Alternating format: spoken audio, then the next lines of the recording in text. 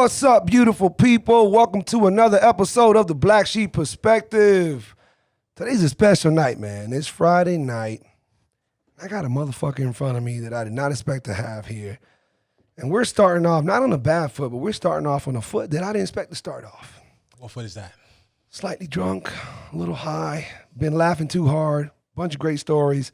I can't shut this man up so we can get all this great content on footage. But we finally did it. And I'm going to explain to everybody how I met this fella maybe about a couple months ago during the actual pandemic, call it the scandemic. What if you want, we get into that later. Pandemic. Usual Bonton call it. As long as you don't put a hashtag in front of that, dog.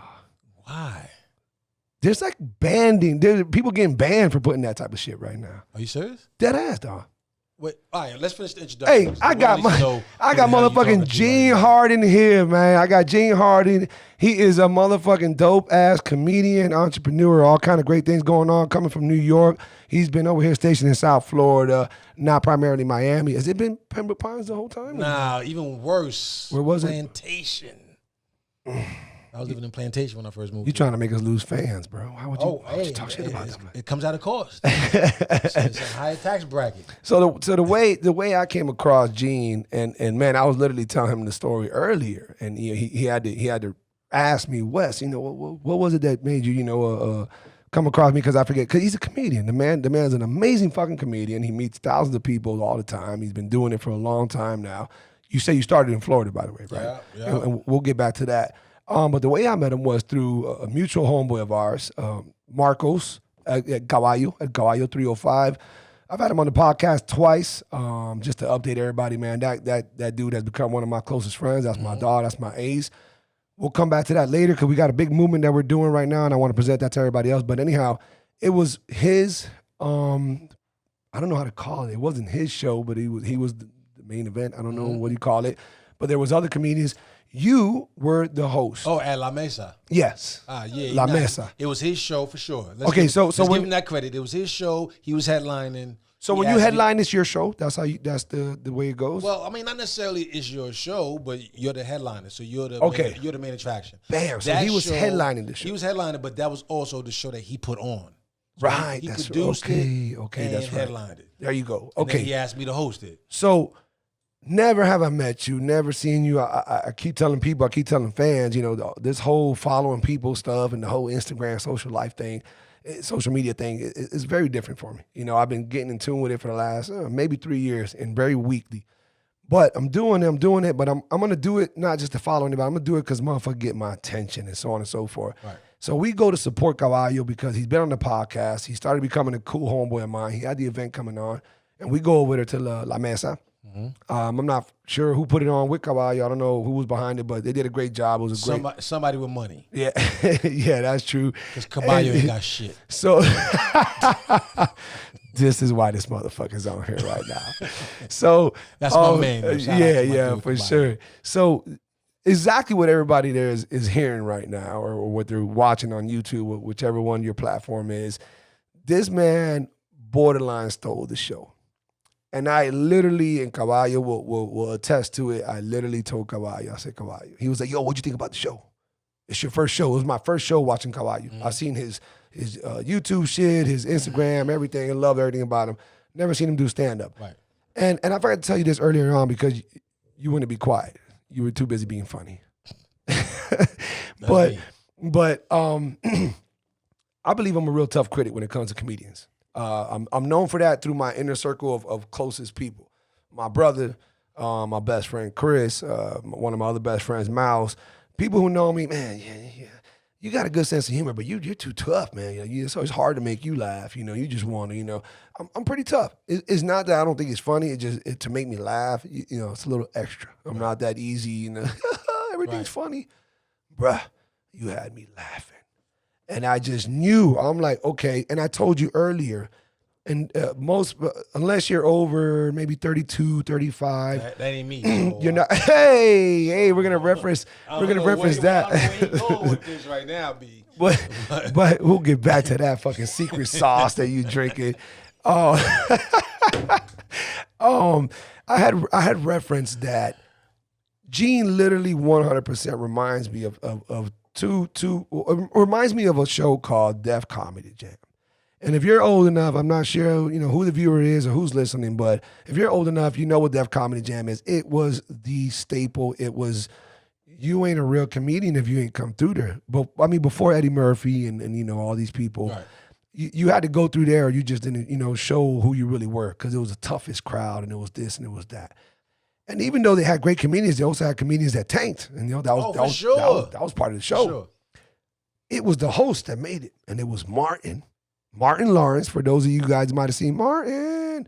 Or if not, after Martin, when he passed the torch, it was Guy Torry. Mm-hmm. And I told you earlier, I said, bro, when you were doing your thing, I completely flashed back to both of them. You just shared these qualities. You took over the stage. I was like, yo, why is he the host? This should be his show. This and I hadn't even seen Kabayo yet. I was just waiting for him. But you were killing it. You were killing it, bro. You were killing it. You're a natural at it. I don't know what reasons we're going to find out now, but that's when I got in tune to you. Fast forward, I'm always looking for dope guests, so on and so forth. I had such a great reaction, feedback to Kabayo. The world, the South Florida loves him. Those outside of South Florida love him. Hispanics love him. Great views. We're at 1,000 views on that one, which is great for a YouTube channel like myself who's still coming up. Right. And it's because it was so funny. And people love to see comedy. Yet when you keep it real, but it's comedic and so on and so forth. And I came across a video with Casey Chops from 99 Jams, and he had you on his podcast. Shout out. Yeah, big shout out. I'm following him, man. He's funny as fuck too. He's a great character. And I saw just a clip, just a teaser, like what I put up. And I see this teaser, and I'm just fucking losing it, bro. I'm losing it because it was about guys shaving their face with the same razor that they shave their balls with, but they don't want to admit it to nobody else. And you called them out on it. And it became the funniest shit ever because you shot out like that. And I vibe with that. Yeah. I vibe with you're comedic, but you're really just calling it how it is. So when I saw that, I was like, oh shit, that's right. That's that motherfucking Negro who goddamn hosted that shit. He funny as fuck. Hold up. And here I am chilling with Kabayo. At this point, we were like way more closer. That's my dog. I was like, Kabayo, I need to have him on the podcast. This man is hilarious. I need to have him on. Oh, that's my dog. He's amazing. He's great. Came from New York, this, that. That's exactly how it sounds. Straight too. up. And he hit you up right in front of me. Like he waiting for somebody to feed him a raw steak. He looked like he can eat a raw steak at any given point. Steak. He just dropped that shit down in his mouth. So we FaceTime, we talk some shit, we had some fun, man, and here you are, Gene. I'm so glad you're here, bro. I appreciate you coming. Thank you. Salud. Thank you for being here, my brother. Cheers. I know we're going to have a great one. It is good to be here. This is, it's interesting, man, because this year seems to be dark, right? In a lot of ways. We ain't got to talk about it. Yeah. We already know. And this is not even... talking about how this year is regarding your life personally or affecting your life personally. Like this year, like, come on, 2020, just remember how you felt, right? When it was 2019, right? And you were so optimistic about the world, about to be better. Your life is about to be better. Just the numbers 2020 just meant positivity. Like, oh man, I'm changing everything. I ain't calling that bitch no more, man. She just bad business. Say, I'm done with her. 2020. It's gonna be different. I'm not gonna do that no more. It's gonna be my year. It's gonna be your year. It's gonna be your year. You're gonna do all that shit. We're gonna do big things in 2020. Too big.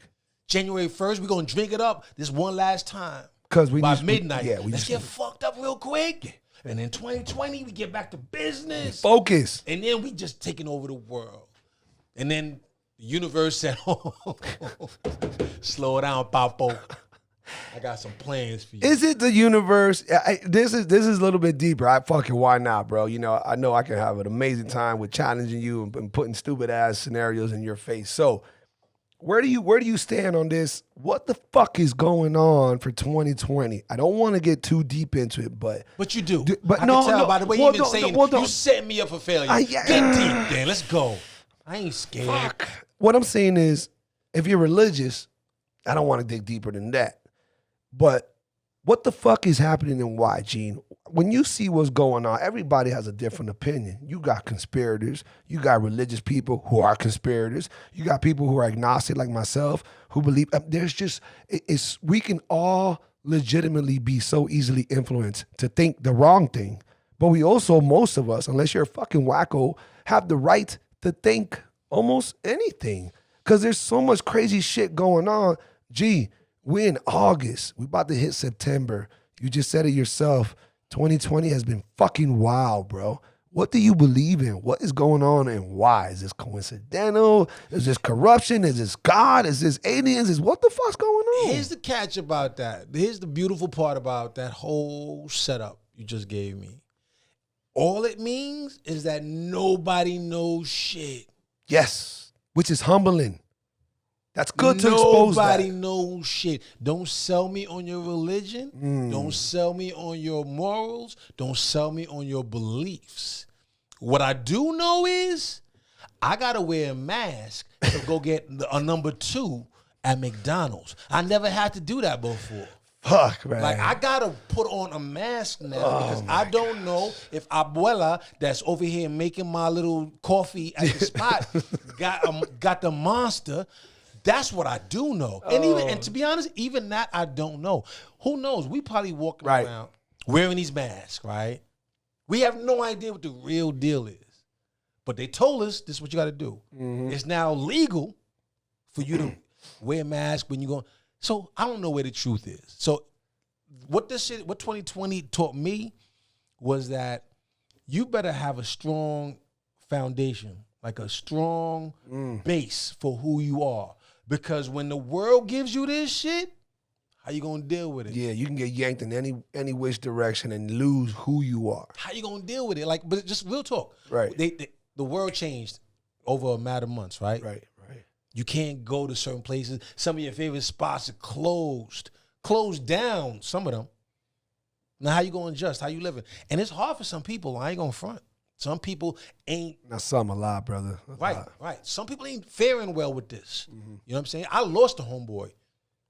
My homeboy Chuck died from COVID. So just when you be thinking it's not real or it's just propaganda, you watching the news, and then somebody close to you like really took a L, you're like, oh shit. Like, so that being said, man, you know, I keep my mask on. I believe what I believe. I feel how I feel. I move how I move. But I just now got to change it. I got to, you know.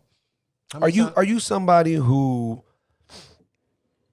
listen, I'm just going to go with the flow because I'm going to stay in my lane and I don't want to cause no ruckus outside of my lane. All that bullshit, whatever it is way bigger than me. Because I'm asking this because, you know, I guess I'm not trying to do reverse psychology, but this is kind of where I think. If I stay in my lane and I focus on those who are around me, my loved ones, my family, my friends, my business, my clients, and my guests. That's my lane. That's where I all revolve in, you know? Right. If it doesn't affect it immediately, I try to just not get influenced by all the negativity because it's just it's overbearing. I hate to cut you off. No, go right ahead, Why brother. you got my chair set up like I'm 5'2"? Like, why do I feel so short right now, B? And your joint is look like the throne, and you got me sitting here like Lord Farquaad. If you want me to put your business out there, well, I don't care. Give me a phone book or something, but don't just leave me sitting here. You're black. I'm not used to having black people here. You're a little bit heavier down there, right? You're weighing this shit down. I don't know. Pump so then it up. let's do this shit horizontally. Then that would have been an easy test. Oh, goddamn. Can you put the lever? Did you pull it up? You got to get off of it, Gene. Have you ever been on a motherfucking chair? Whoa. Oh. I'm not my fault. I'm not used to Amazon. I'm not used to Amazon. I ain't never had. He's not used to Amazon. Did he just try my fucking chairs? I never did it. Did he try like his cheap ass chairs? From an Amazon chair. So I didn't know, but this is good. Now I'm up here now. I just lost my Amazon sponsorship. Thank you, G. I got it now. I just promoted high chairs. That boy's so slick, bro. He just swoop. I just promoted high chairs. You can get high chairs at Amazon. You know, it's funny when you walked in here. I was like, damn, I didn't remember this fool being so Debo and in good shape. Because when I seen you at La Mesa, one, your hair was out.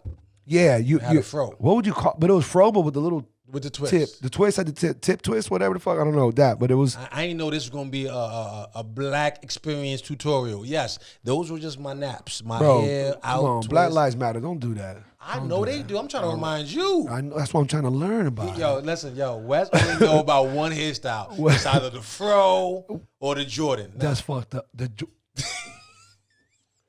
God damn it! Yo, Did y'all listen, hear that shit? It was not, but to be honest, I don't even really know what it was.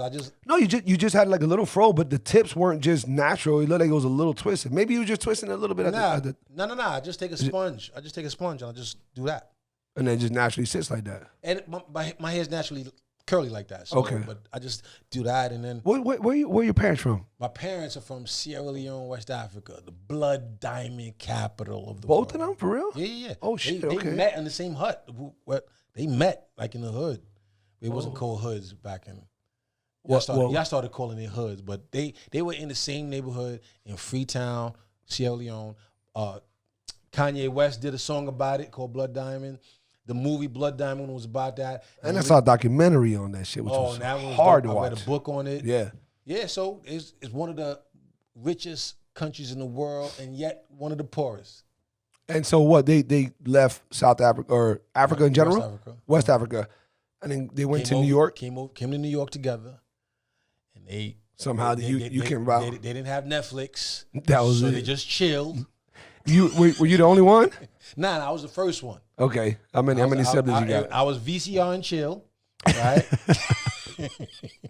They had me. I don't even know VCR. I don't know. People don't know how old you are. Let me see. It don't matter. They don't gotta know, but they know what a VCR is. Of course, yeah, you're right. So there was VCR and chill night. All right, they had me. Then they had my sister, had my brother. Oh, by the way, man, just to update people who are listening, man. So his sister hit him up right before we started the podcast. Shout out. And and I got my beautiful homegirl here, and we were, we listened to his phone call because he's speakerphone, and he's FaceTiming with his sister, mm-hmm. And we were just like, oh, because she just hitting him up from New York, like talking to him like the that's my best friend type from the street hood, whatever. But that's her brother, and she's like, what's up, fam? And what's up, fam? And you just saw this very special love that you don't get to see between brother and sister. Sometimes siblings, they have a weird, man, we can't show that type of love. Well, I mean, we still got that. We can't do that. That looks soft. That looks, and it's weird. I don't know. I see that so often that when I see siblings show that love, like I don't care how you show it. That's my brother. That's my dog. That's my nigga. That's whatever the fuck. If you show that love, that's dope. Most people hold back. I don't hug my brother. We don't hug. I know he loves me to death. I love him to death. He ain't a hugging motherfucker, Nah, I wish he was different. I wish we would, show some more love. But everybody's different. Maybe people ain't lose enough. That's a good statement. You know what I'm saying? Possible, yeah, of course. To know how to go back and appreciate where a hug means a whole lot more. We wasn't always like that. Mm-hmm. The love was always there, but we was just off on our own. And me, my brother, my sister, so headstrong individually that we was able to move around this planet and be good, because we knew what we had. And so sometimes we neglected or overlooked the small things. And so now, if you ain't learning nothing from this pandemic, like if you ain't learning how to love, then you might just be doomed. Yeah. Because this shit right here that forced you, imagine make you appreciate so much. Imagine all those couples that started this year, yo, you know what, 2020, me and you, we gonna get a house together. We gonna be chilling. I got my job, you got your job, and we just gonna make a happy family. And then the government said, nah, we shutting down all jobs. So y'all gotta be in the house all day by yourselves, you and that girl. Now you get to learn that this chick that you thought was so amazing. It's true. That's right. Yo, this bitch can't cook eggs. Yo, she leaves the door open in the bathroom. I don't know why she thought we was this cool, but I don't know if I love her like that. And this shit will do that. So it tested a lot of people. Of course. So what it did for me and my family, and I hope do you think it split a lot of people up? Sorry to cut you off. Yeah. But where you going? So you still stuck. You stuck with the bitch. It doesn't even matter. You know what I'm saying? Where you going? You can't even get on a plane. Damn. So true. So so now you forced to deal with the real things. So some of those same couples that probably was going to bounce, they probably worked it out. And they probably stronger than ever. Because of that. Exactly. Because of it. Yeah, you put them in the fire. They probably would have bounced had they, been the yes, same. yes. When you thought it was just easy. I don't like what this is. Right. So they would have bounced. But now, some people worked it out and they realized, yo, we've been through the hardest. I know you more than I ever did. Yo, let's go. Let's rock. Yeah, this the worst. That's it. We did it. Then on the flip side, you had dudes like me that just broke up with his girl. So I walked into the pandemic by myself. He's single, ladies. Very much single, but you're not going to want to hear the rest of this. Because I spent every single pandemic day watching a new type of porn. Oh, man. I tell you, my dude, yo, my game is so Whoever get with you better be ready to fucking pretzel fold. Yo, there's going to be certain criteria. I'm going to need you to sign a contract. I'm going to need you to be flexible. Oh, man. I'm going to need you. I'm bringing extra sheets because if you squirt, then I'm going to I learned all the tricks. Let me pause you right there since you just went there. Fuck, that's a weird topic. Well, let's go. Yes, fuck yeah. Come on. Let's go. How do you feel about that shit? Always drink I'm not after going to even cheers. say nothing. Always drink after cheers. Oh, sorry. I don't need the eye contact shit because yeah, we did that earlier. How do you feel about a squirter? I think it's a mark of achievement. Do you? For a dude, Really? I love it. But I need to know though. Just don't roll up on me. Don't just not. Have you ever looked up what? And I'm not trying to insult your intelligence, but have you ever looked up how much is behind squirting? Not only are you not insulting my intelligence and asking me that. I love that he doesn't even answer the question. He fucking comes first with that. Not only are you not insulting my intelligence, but you're telling me the kind of person that you are. Because a woman squirts in your presence and you went and Googled it first. Oh, boy. You said, hold on. I don't know what this phenomenon is, ma'am. Let me just go check it out. And this nigga went on his fucking computer and found out, is it piss or is it love? So you've had It definitely wasn't love, but your first part was definitely right. Yes, imagine somebody like, if somebody actually did that. Squirting. Is it piss or is it love? Can someone be so in love that they squirt from the vagina? There's definitely a few ducks out there, and I call them ducks. There's a few ducks out there that goddamn had to look that up, bro. Listen, I love it though. We know what. I don't want to say anything like that to make anybody think that I'm not into that dope ass sex and freakiness and whatever. And you know what? I want to get your take on that too. What's the difference between freaky and kinky? We'll get there next, but. The whole squirt aspect. I've only experienced two of them.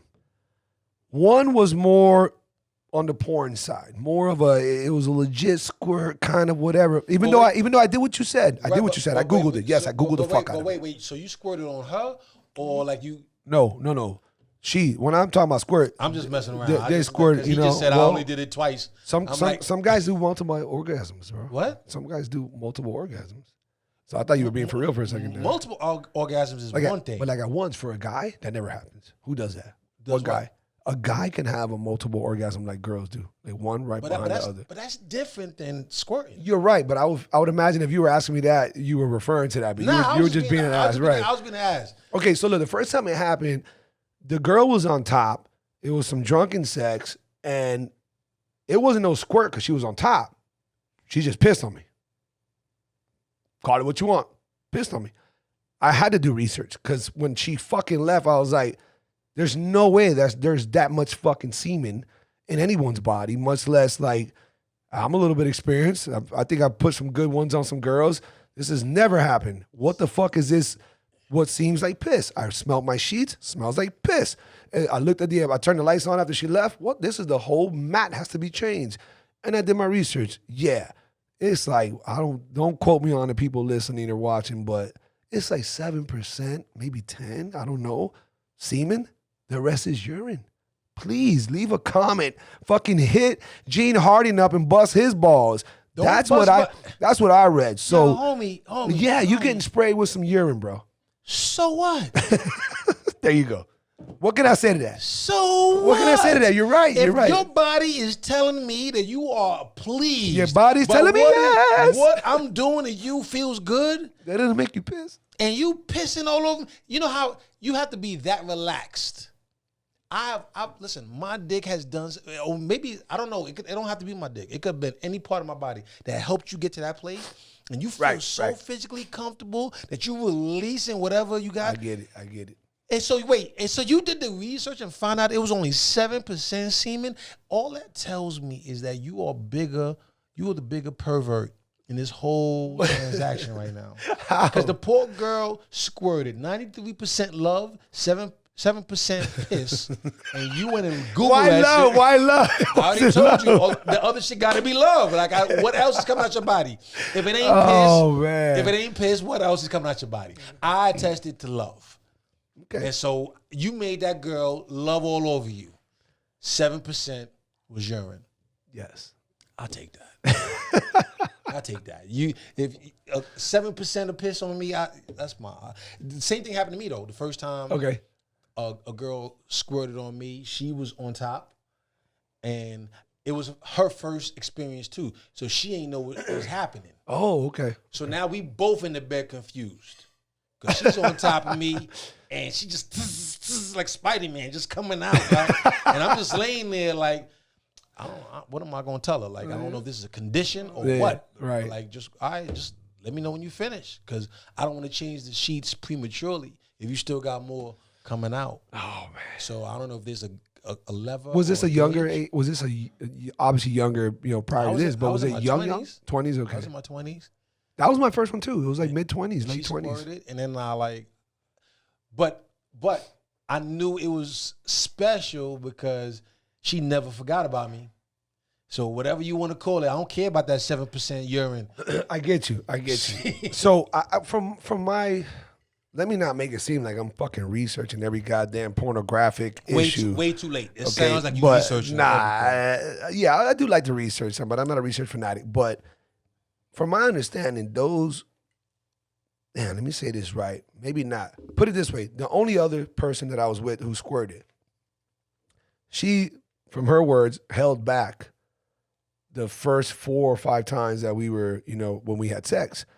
The 5th time, because she felt more comfortable, we were more kind of becoming serious. She felt more open, and that's why she let loose. Thank you, everybody, for tuning in to another episode of The Black Sheep Perspective. I just want to take a quick moment to thank you guys, man. You guys rock. You really do. We've made it this far. We're in season 2 right now. I got a great line of guests coming up. There's been a lot of modifications and moderations to what we've been doing and working on, and it's just getting better and better. And a lot of it's because of you guys and the feedback that I get, the emails, the messages, the comments. Thank you so much. Please keep them coming. Please spread the word, and we look forward to giving you many, many more podcasts. Big shout out to my close friend Gus from Adania Bonds. This brother right here has been helping people get out of bad situations quick, fast, and in a hurry.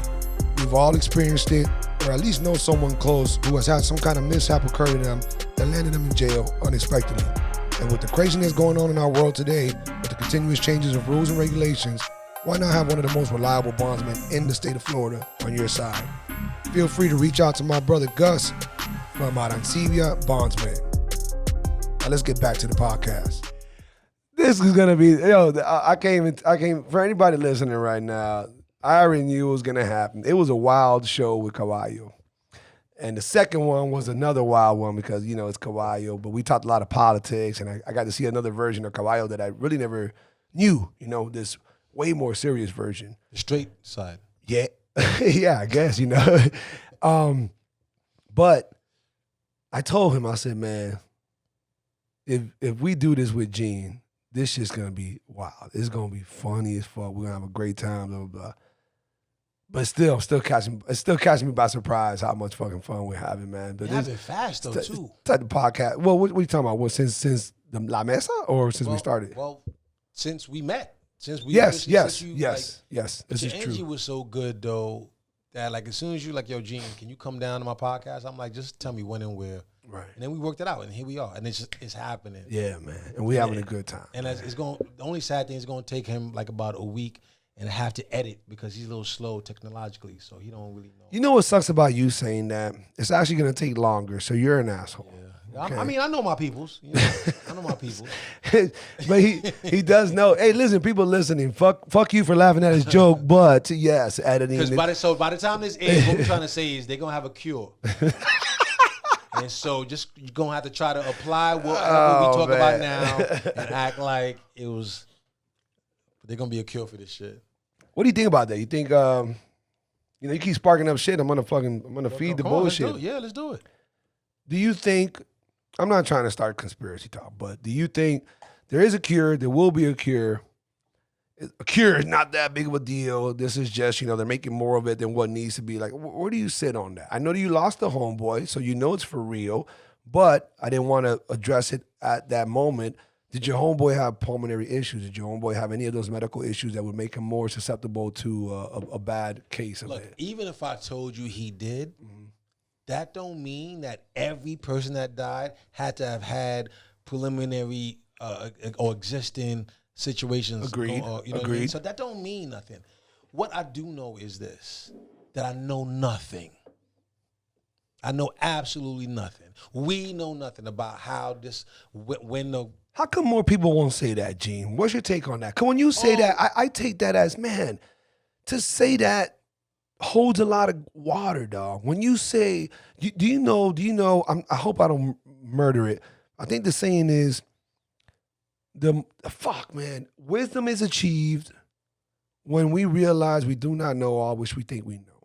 And that's probably the weakest version. There's way better versions of that. But basically, the more humble you are, that you acknowledge, I don't know shit. There's so many layers to this. There's so much I got to learn to this. And before I fucking say too much and stick my foot in my mouth or become part of this huge extreme movement or say too much on my hashtags, I don't know enough. I don't know shit. Let me find out some more because everybody's lying. Yeah, I think you said that all in just one little statement. And I think that means a lot. But correct me if I'm wrong. Maybe it's a little bit deeper than that. I mean, the way I approach everything is, like, I feel like I know a lot, right? But I'm very aware that I don't know shit about a lot of different things. You know what I'm saying? So I don't care about. I just don't know. I don't know everything. I don't know how to get around it. I don't know how to like talk about it if it's not personally affecting my life. You know what I'm saying? I don't know how to do it if I've never lived through it. So I don't talk about that shit like that. I don't really. Well, is it because you just rather not entertain it? You don't want you get ridiculed over it? Nah, listen. You real talk, like you playing the game, right? You could go into any sport and you could feel like, yo, I play this at my highest level. I know what I'm doing, right? And you could go in there with this arrogance or this knowledge or from past history, whatever, and go into a game like, yo, I'm about to kill this. And then life happens. And you don't win that game. Like Kobe and Jordan went in thinking every game. They go in there with the winning mentality, like, yo, I'm coming here to win. They're not doing anything less. And they've gotten blown out a few times in their lives. But do you agree that is the mentality that you should try to have? Which is what? That you're gonna win. You're gonna blow it out the water. You're gonna do this. Any other way, you automatically losing. Okay, I like that. Dudes used to walk into the ring with Tyson. You could see yes. the loss in their eyes. Spoken like somebody who knows Tyson. And Tyson fights. used to see it. Yep. Tyson would just sit there. You just be looking. You know, a lot of people don't know that Tyson just openly admits it, that he was nervous as fuck all the way up. Tyson was a heavyweight boxer back in the 90s, just in case I didn't know. Okay, I want you to know. You knew that because it was. Well, everybody. Because it was 8 years. Because it was 8 years. Right. It was 8 years prior to. Everybody in here is young. You know what I mean. So I got to make sure that they understand. So you know what I mean. We're not young. We're just a little bit younger than your young looking ass. But you look better than all of us. But we was all in the same grade. This is the problem I'm having with y'all right now. Okay. I'm 8 years older than y'all, 5 years older than you, and we was all in the same grade. What happened to y'all? You failed too many times. What the fuck does that mean? I kept going. You got left back. No, you're right.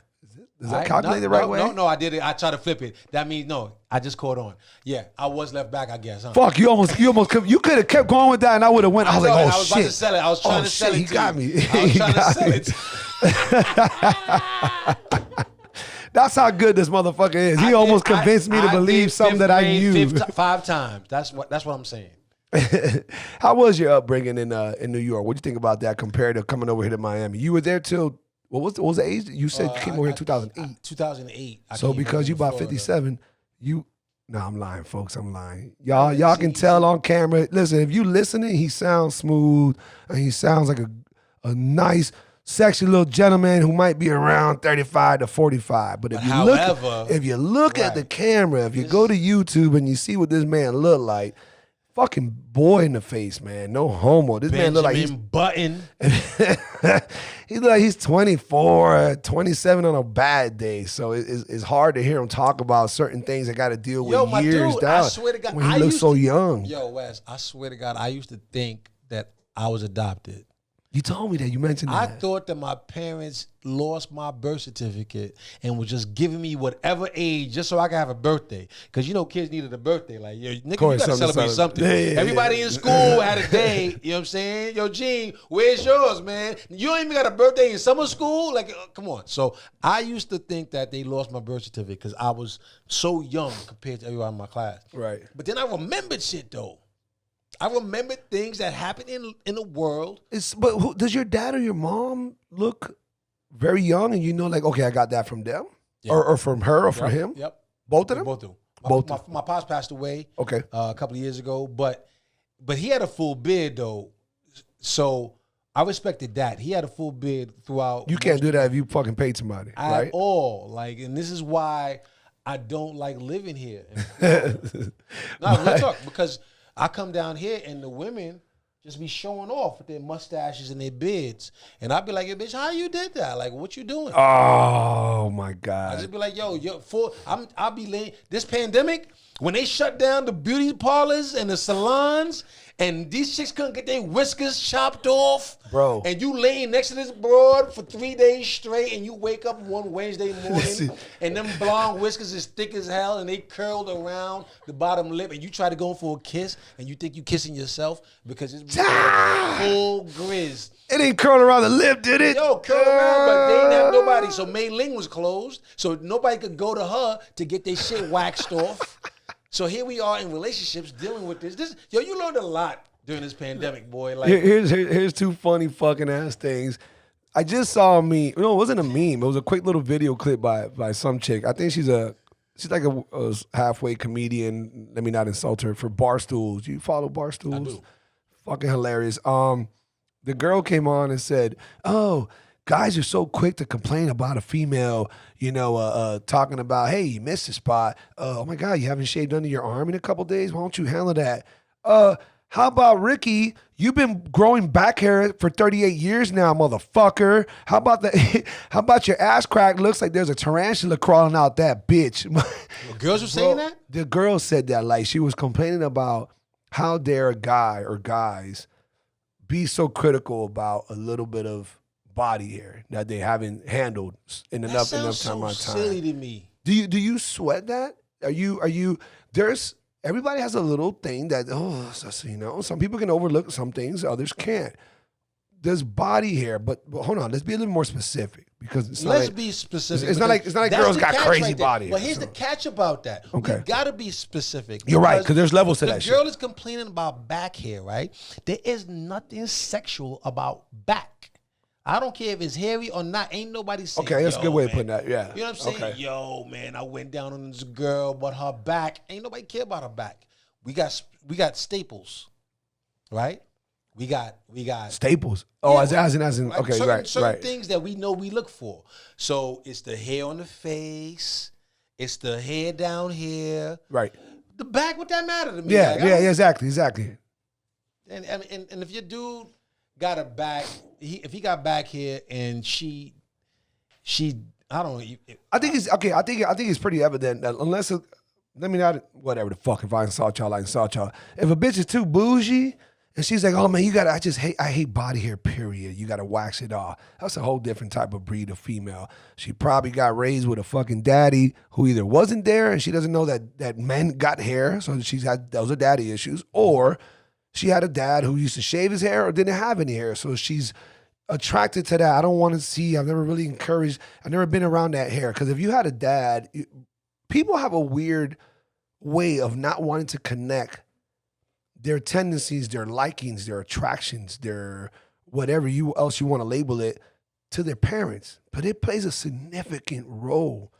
It plays a significant role. If I like a brunette, it's probably because my mom was brunette. If a woman likes a guy who's very manly, very this, is because the dad was, a lot of it's connected, or vice versa. You yearn it because you missed it, because daddy wasn't there. You miss it because mom didn't teach you that. People have a weird way of trying to connect that because it makes them feel like, oh, I don't want to, that's like my dad, that's like my mom.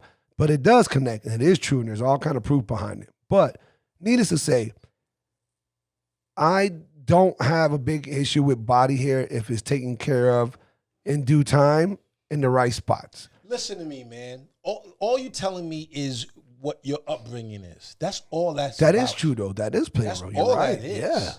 Wherever you were born and raised, and that is what you go by.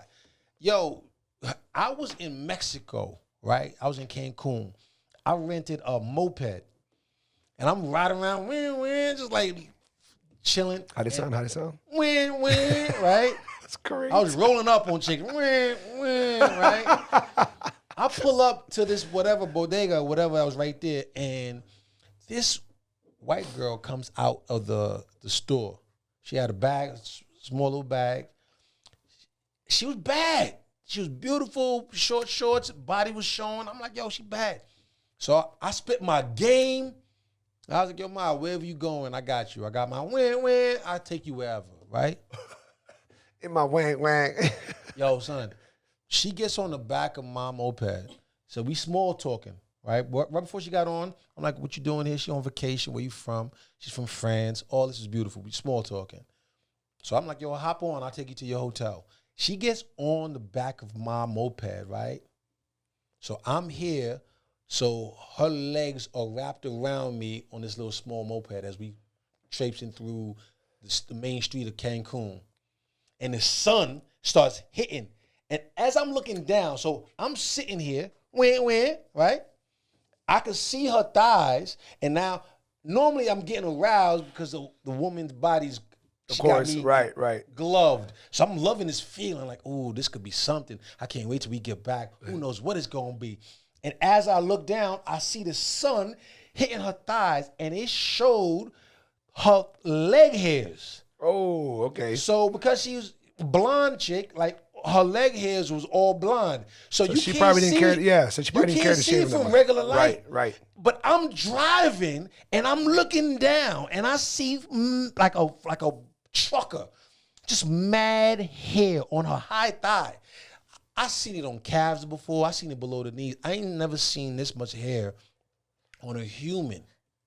Right? I seen it on mammals before, but on geographic shit. Yeah, she was that National wild Geographic. with it. But I mean, the sun hit it in a way, like that was God trying to tell me, like, yo, my nigga, like, yo. You might want to second guess this shit. Easy. And the sun hit that, and I looked down. I don't know why I looked. I think I was just getting, like I said, I was getting turned on. I looked down, mad long blonde whiskers all over her thighs. I'm like, yo, I picked up a wolf. And now I don't know how to drop this French wolf off. Because I'm turned off. Like, I'm not used to that. It ain't my culture. And Right. It shouldn't take away from her beauty, because I'm sure that probably works. You said it right. Yeah. Whatever French brothel she work at, it might work It's true. there. But I ain't used to that. And so when I'm driving, so I swear to God, I'm like driving like, yo, I don't know how to let her know that this is not going to happen. Like, I don't know. So I try to crash into a tree. I was trying to do something to just shake her off, because I'm not doing that. Because I'm not used to it. So do you think that is that something that happens a lot in the black community as well? Not the hairy part. Picking up bitches? No, that you guys are so used to their what would you say? The average black girl is what? Thick thighs, big booty, certain style of hair or whatever. Is that something that you grew up seeing so often that you just recognize that's what you're attracted to? Or does it do it for you on other levels, other girls, just not that hairy part that was a little bit too off the wall? I mean, that's all relative, man. Like, it don't think? really matter. Yeah. Yeah, it don't really matter where you grow up. Like, you grow into knowing what you like. Now, some people, if they stuck in the hood or stuck in whatever demographic, that's all they know, so that's all they go after. So you don't, like, sometimes you'll meet somebody that will mess with you, and you're the first person of your type that they ever rocked with. Because they never really stepped outside of their usual shit. Very true. Then they meet you, like, yo, I never met a guy like you. I never, Right, right. whether it be your age, your race, your height, your color, the tats, whatever it is. So sometimes like, you get a person that be like, yo, I never. So me growing up as a black person, there ain't no real staple. Like, it depends on where you grew up. I was in the Bronx, so I was surrounded by black women and Latinas, right? So that's what I grew up with. I didn't see my first human white girl till I was like 13. For real. Yo, in high school. I Really? get to high school 13, 14. And I'm like, like two cavemen. The white girls coming up to me, touching my skin. I'm touching their hair. We're like, yo, what is this? We ain't never seen nothing like it. That's crazy, but that is that is the actual truth that happens depending on where you're In the Bronx, growing up. I had nobody. I had Nora Perez. I don't know why I would jump the gun and think that, oh no, the Bronx sounds like something that's so mixed breeded. It was, but not the white girls in, Oh, no, in your area and not blacks. white girls in is their only area. on TV. White girls is only on TV. We saw Facts of Life. Dog, you said something that a lot of these people are too young to know. Well, right? they gonna have to Google it. They got Google now. They could look this shit up. Man. But Facts of Life, you remember Facts of Life, Sussy? We knew about that. What else? We had Daisy white Dukes. girls. A lot of people don't even know what the original Daisy Dukes from Dukes of Hazzard. She had the short shorts. You got me telling all my business right now. I'm over here thinking that, but man, what else was on TV that was very not very white, but that's when you saw. It was all white. That is true, though. Like if you saw a black person on TV back in the day, you was like, look, you had Moving On Up. You had the Jeffersons. Jeffersons. I'm sorry. You had Jeffersons. You had Good Times. Good Times. you can say Fresh Prince. These are sitcoms that came out. Yeah, these are sitcoms. I want to just But different shows doesn't count because there was whites in there. We're talking about blacks. But it was about the blacks. It was the great thing about Different Strokes was they would. I don't know. Correct me if I'm wrong. You would know a little bit better than I do. Why? Because I got you out by so many fucking years. Only by 5. Chill out, bro. You hanging yourself now. You see that? Yeah, I love it. It was one of those first great mainstream sitcoms that started merging whites and blacks, like helping society be like, yo, we should be doing shit together. Which one's? Oh no, Bernie and no, Archie Bunker. Yes. What was the name of that show? Archie, All in the Family. All in the Family. That was one of the first ones. But that's where George Jefferson started. Yes, you're right. But I'm saying that was one of the first ones that started putting blacks and whites acting together like that, like showing. Was there another one before? No. But we got to walk easy with what we saying about that, because keep in mind that integration was Archie Bunker was still racist. Right, they said that was one of the things. His black neighbor used to come over and he used to show his disdain for his black neighbor. Mm-hmm. But George Jefferson was so funny, ha ha ha, and then they branched off and they started the Jeffersons. Right. But our integration wasn't really integrated. It's crazy. Archie Bunker didn't like black people. Let me ask you something, bro. Not to switch gears so dramatically, but we had touched up on it earlier. Now we're talking about, races and how far not just blacks, but how all races have come. I know that it hit you pretty hard. Again, we talked about it, but it hits everybody differently. And what I'm referring to is the George Floyd story. Yeah. And you said that had a really big impact on you. And I when I first heard it when we were talking in the back there getting the drink, I didn't think anything negative, but I just thought, okay, well, I've heard this plenty of times, and I was telling somebody a couple of days ago, it really bugs me when people try to act like they're part of a movement, but they really ain't. You know, it really doesn't hit them like that. They're just. I mean, at the end of the day, you can just say it. It's terminology, but you can just say it. They're just bandwagoning. They're just jumping on board because it's what's hot. You know, and that goes for anybody, not just black, white, Hispanic. Doesn't matter. I even got a homeboy who I was like, bro, if you really about that life, don't just be about posting shit. Make a movement. Join something. Make them just do something. I don't know where that impacted you like that because I've never, since I've known you, but I hope you're not faking the funk. But when I talk to you, man, I really like, wow, you can really tell. Tell us a little bit about what that did to you, that whole incident. Not so much. You feel free to talk about whatever you want, but in regards to how that make you look at life differently and what you started changing because of it.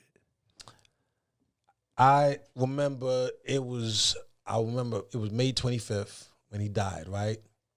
And that Tuesday, it started going semi-viral, the video of George Floyd dying. Mm-hmm. It wasn't until I refused to watch it because I don't like watching that kind of shit because it stays in my brain. 100%. Like, you know what I'm saying? Completely like I'm just agrees. one of them dudes like I absorb. So if I talk to you, right, I'm going to give you the benefit of the doubt that what you're saying to me is real because I'm absorbing what you're giving. Okay. If I find out it's bullshit, then I can't fuck with you. Yeah. Because I'm the kind of dude that, as a human being, I'm going to respect you. You tell me something, I acknowledge it, and I hold it dear to my heart. Then I find out you lied about it or you just saying it to trick me.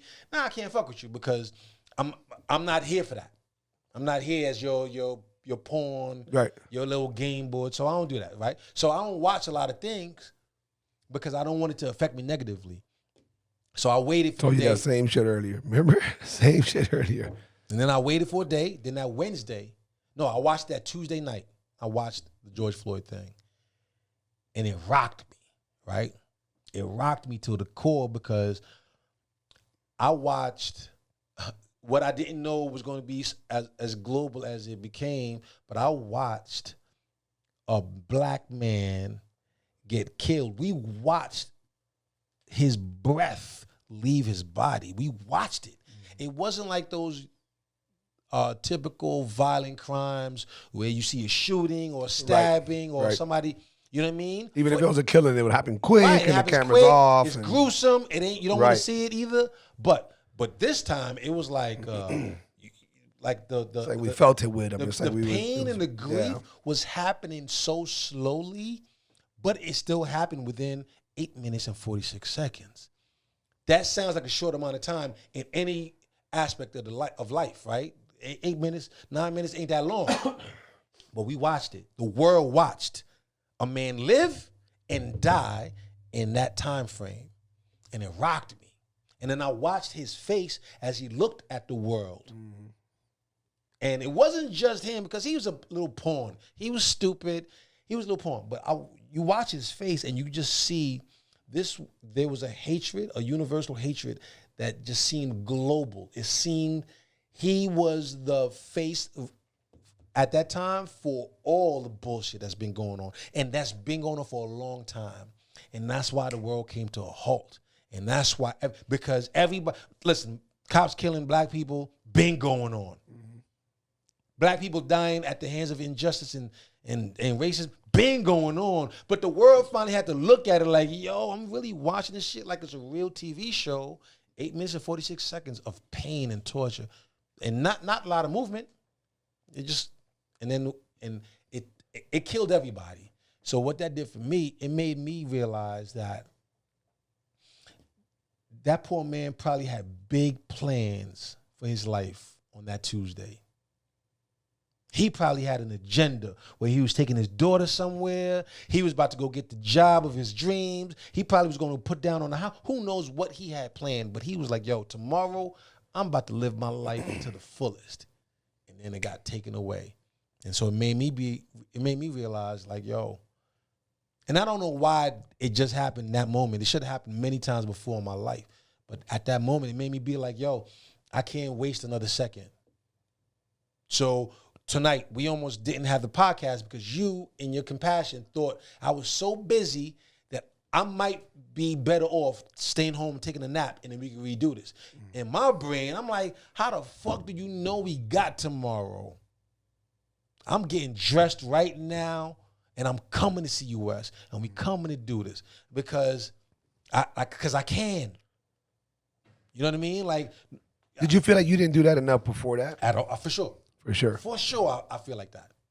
For sure, I feel like that. I feel like I kept putting life off till tomorrow because I kept thinking there's going to be a tomorrow. Imagine that you said to yourself, yo, I need to lose weight. I'm about to start working out. I want to be a better person. I want to be healthy. You know what I'm going to do? I'm going to jog in my neighborhood first. So I'm going to just go run in my little block. I'm not even going to do a lot. I'm going to just jog in my neighborhood. And then you encounter 2 white men in a truck with shotguns. And they want to challenge. And you're thinking, I'm just trying to get by, man. This is day one of my new workout regime. Like, I want to feel better about myself. Whatever y'all hate, please take that somewhere else. And they came off and they killed that man. Mm-hmm. And that dude's life, whatever he had planned after that, done. So now my approach is, on some Carpe Diem shit, I live today and I'm doing it. Seize the day. You know what I'm saying? I've been saying that term for a very long time, man. It's one of my favorite, if I'm not mistaken, Latin sayings. Mm-hmm. Seize the day.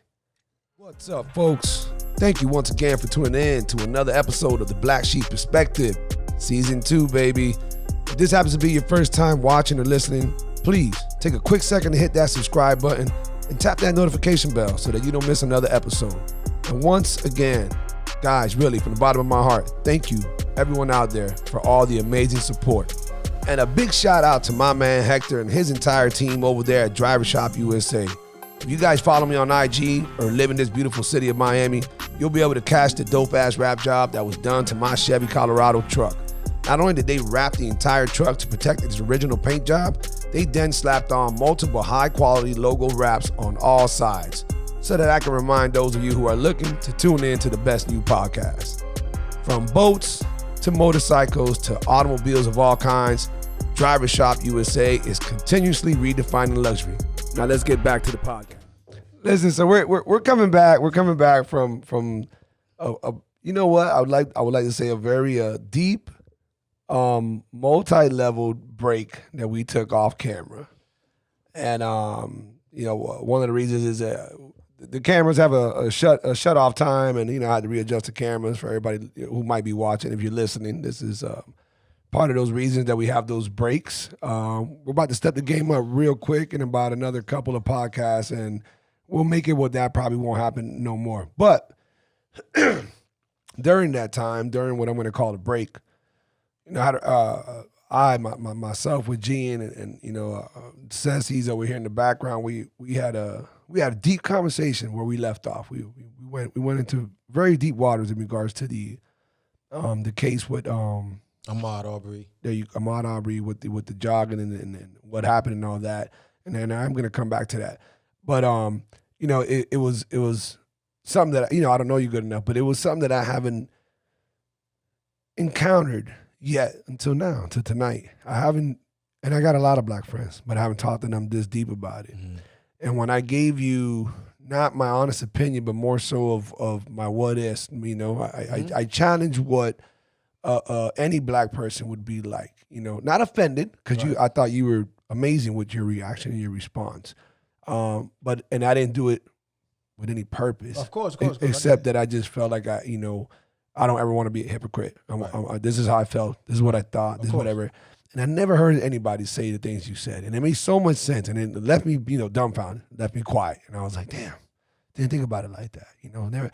When I quick side note, when I got out of prison, I remember I never wanted to sound like anybody who got out of prison. I didn't want the excuses. I didn't want to say, oh, nobody gives us chances. Nobody this. I didn't want to be labeled institutionalized. Like, you know, you do so much time, you're going to be a certain way, think a certain way. Yeah. I just insisted on being, the pun intended, the black sheep. Right. And through the process, I remember feeling, I was like, God damn it, I don't want to feel like this. But I kept feeling like, bro, no one has any idea what I'm thinking, what I'm going through. No one knows it because it have to be. You almost have to go through almost exactly what I went through in order to know what I am feeling, what I'm going through. Mm-hmm. You didn't just have to go to prison. No, right. I was a college student who went to prison. You didn't just have to do the same amount of time that I did. There's so many layers to it. For me to be able to take your opinion, take your thoughts on what I'm going through, and really absorb it in the right way.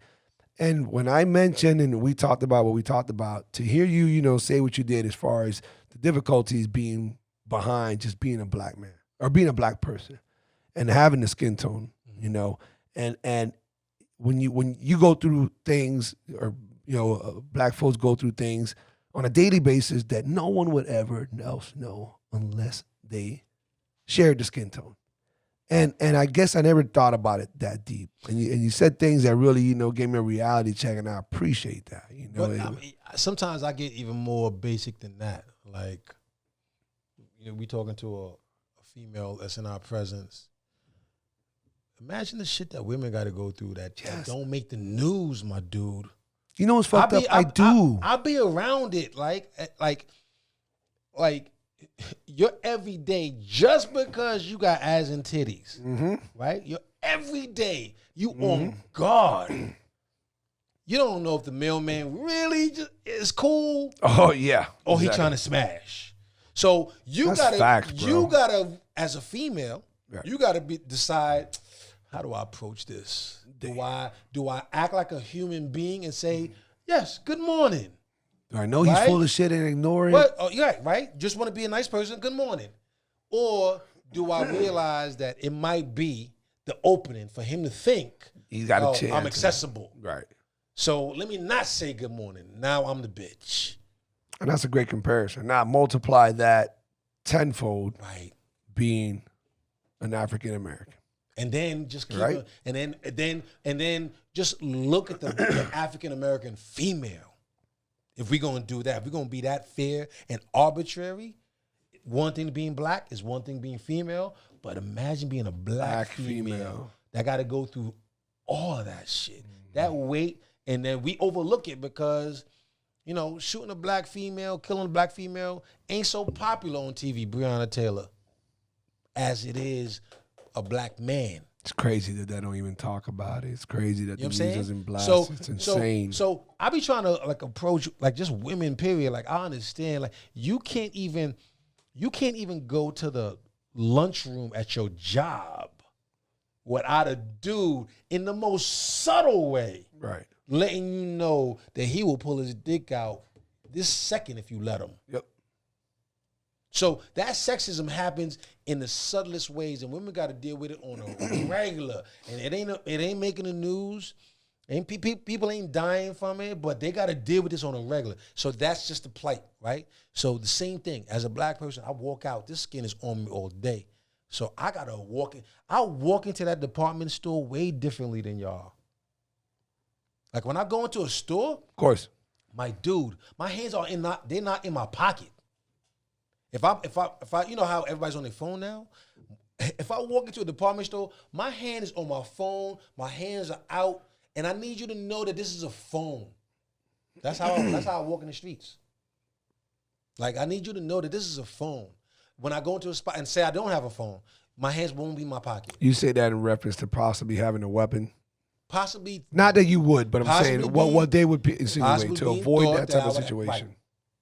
Just the regular shit, the regular uniform I gotta wear every day. Right. My hands are not in my pocket when I go to a spot. If they are in my pocket, they're not coming out fast to pull out that 20 to pay that bill. No. It's coming out slow. Yo. Hey, look, here's the money. Because that's the world that we in. Sad world, but that's the world we in. So when you watch the shit on the news and you watch the Ahmaud Arbery and you watch Breonna Taylor and you watch Eric Garner and you watch George Floyd and you watch this shit, it's stuff that we've been dealing with, stuff that women been dealing with, stuff that Jews have been dealing with. Mm-hmm. It's just, people get they shit and just because of how you look, you automatically get judged. I mean, I'm going to honestly ask, how many times you been called a Mexican in your life? Several. A lot. Yes. Just from assumption. Right. When I would never call him a Mexican because he's over 6 feet. We just lost those Mexican fans. There it goes. If you didn't catch it, go run against the wall and bump your head, man. We did not. My Mexicanos, they fucks with me. They know what's up. They know. They look up to me. Nobody works harder than y'all motherfucking 5'6"ers. But Gene, I love that you're saying it like that. I really do. I think what you're exemplifying right now, this moment, with the way you're telling us everything that you're telling us, and what I was admitting about being off camera and what we were talking about is, and it reverts back to any situation where if you have any kind of, I don't want to call it an argument, I guess that's just the words that's coming out, but if you got an argument, if you got a statement, if you got a point, if you got a goal, if you got something that you're trying to convince me of, or you just want to elaborate and you want to inform me about something, I don't give a fuck how great that information is if you don't deliver it the right way. And I think that for whatever reason, I'm going to say that it's the anger, and rightfully so, the frustration that most Black Americans or African Americans experience. They never get a chance to hear it the way you just put it. You put it in a way where I'm just like, damn, I don't know what portion of the world gives enough thought to think that you guys think that you guys go through those quick fire, little quick moments of, hey, get your hands out your pocket, or put your hands in your pocket, or when you pull your hands out your pocket, make sure you do it slow. That shit sounds so silly. It sounds so exaggerated. It sounds like, man, come on, man. No, man. You know, the way you say that, I'm like, wow. But listen to I never really think about that like that. Right. But listen to the beauty of what you're saying. Listen to what you're saying, right? You're saying to me that you now have a different, maybe, outlook because of my explanation. Yes. Right? And I just wish that I just wish more people, I wish we were on Joe Rogan and somebody could hear you say this like this. Here's the catch. Why the fuck we got to explain? You're right.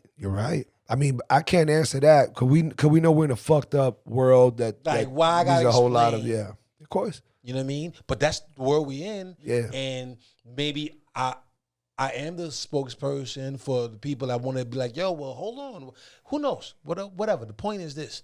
As Black people, we always find ourselves having to explain why we here. Like, I don't care about politics because politics are all subjective. However, this economy, this world, this administration affects you and your family, that's your politics. Based upon where you're at. Those are your politics. Yes. Whoever's in office and however this administration affects your family is how you judge who should be the next person. So I don't really give a fuck about Democrats, Republicans. I don't care about none of that. It's just all it boils down to is like, yo, how does this affect me and my family? Am I at a better place, right? So as Black people, I find that we just always got to explain why we don't get the same fairness.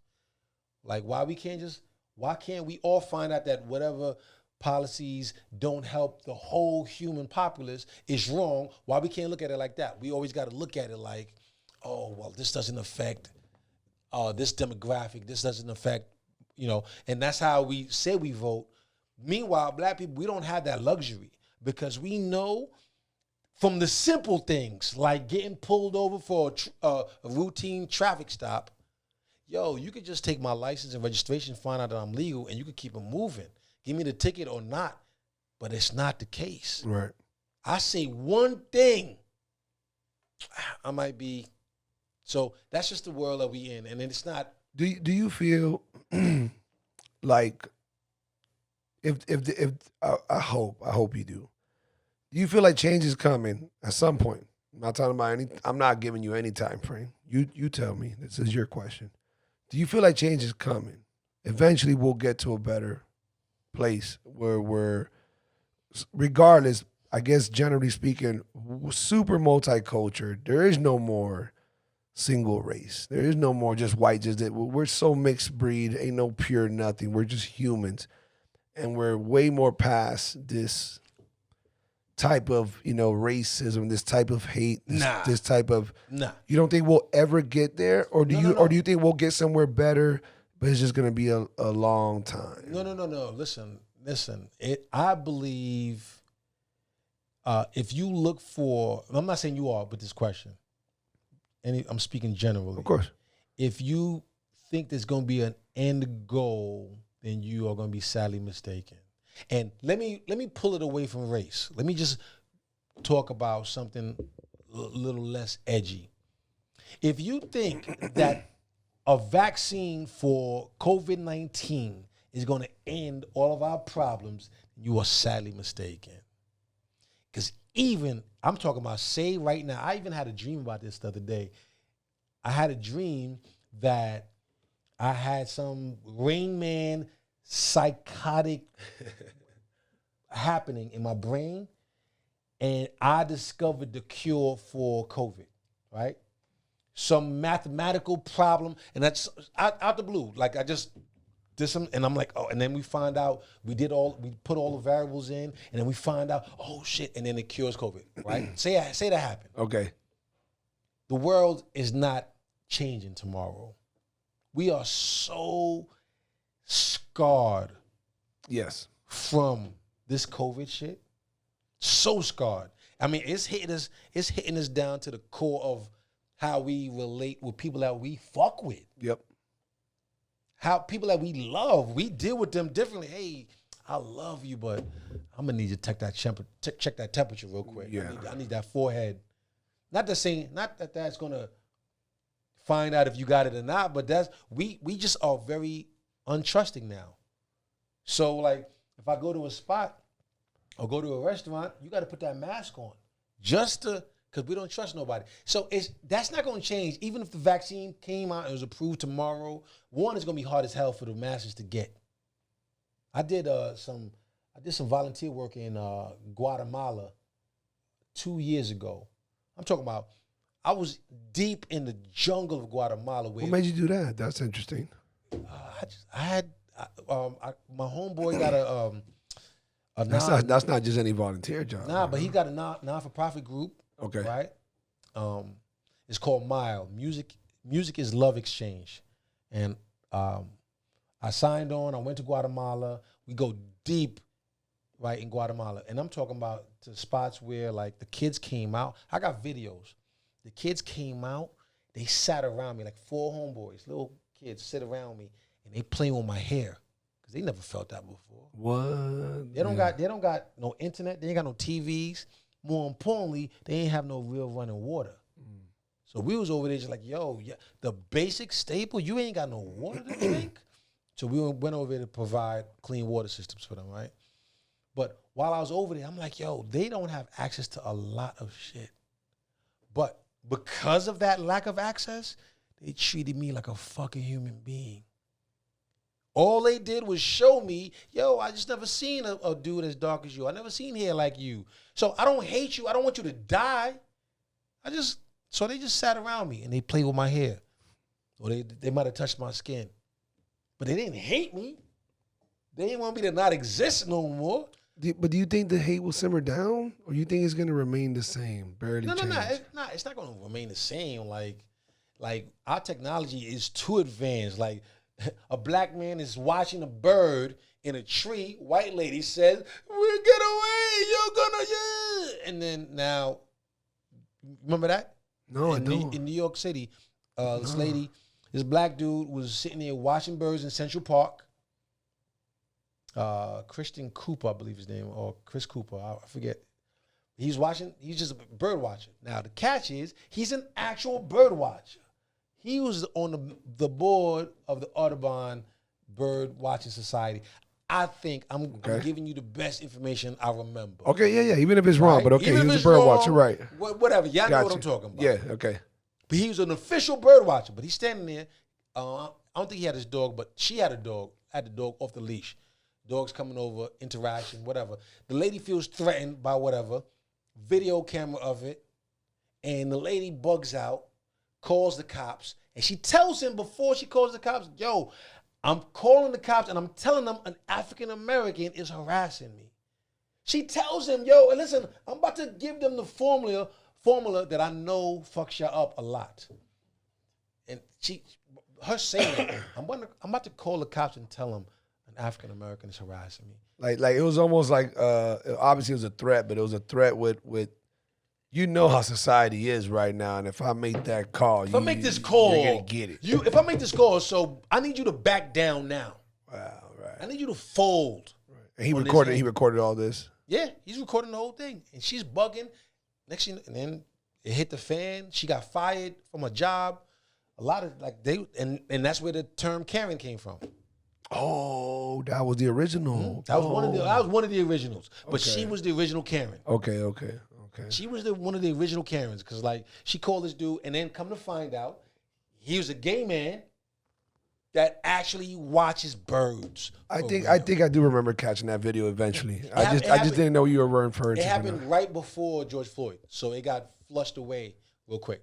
I just forgot that he was watching birds. I just remember seeing when she was complaining and she got on the phone. But now I do recollect it. I want to ask you this. Not many, and I'm not saying you will, whether it's true or it's false.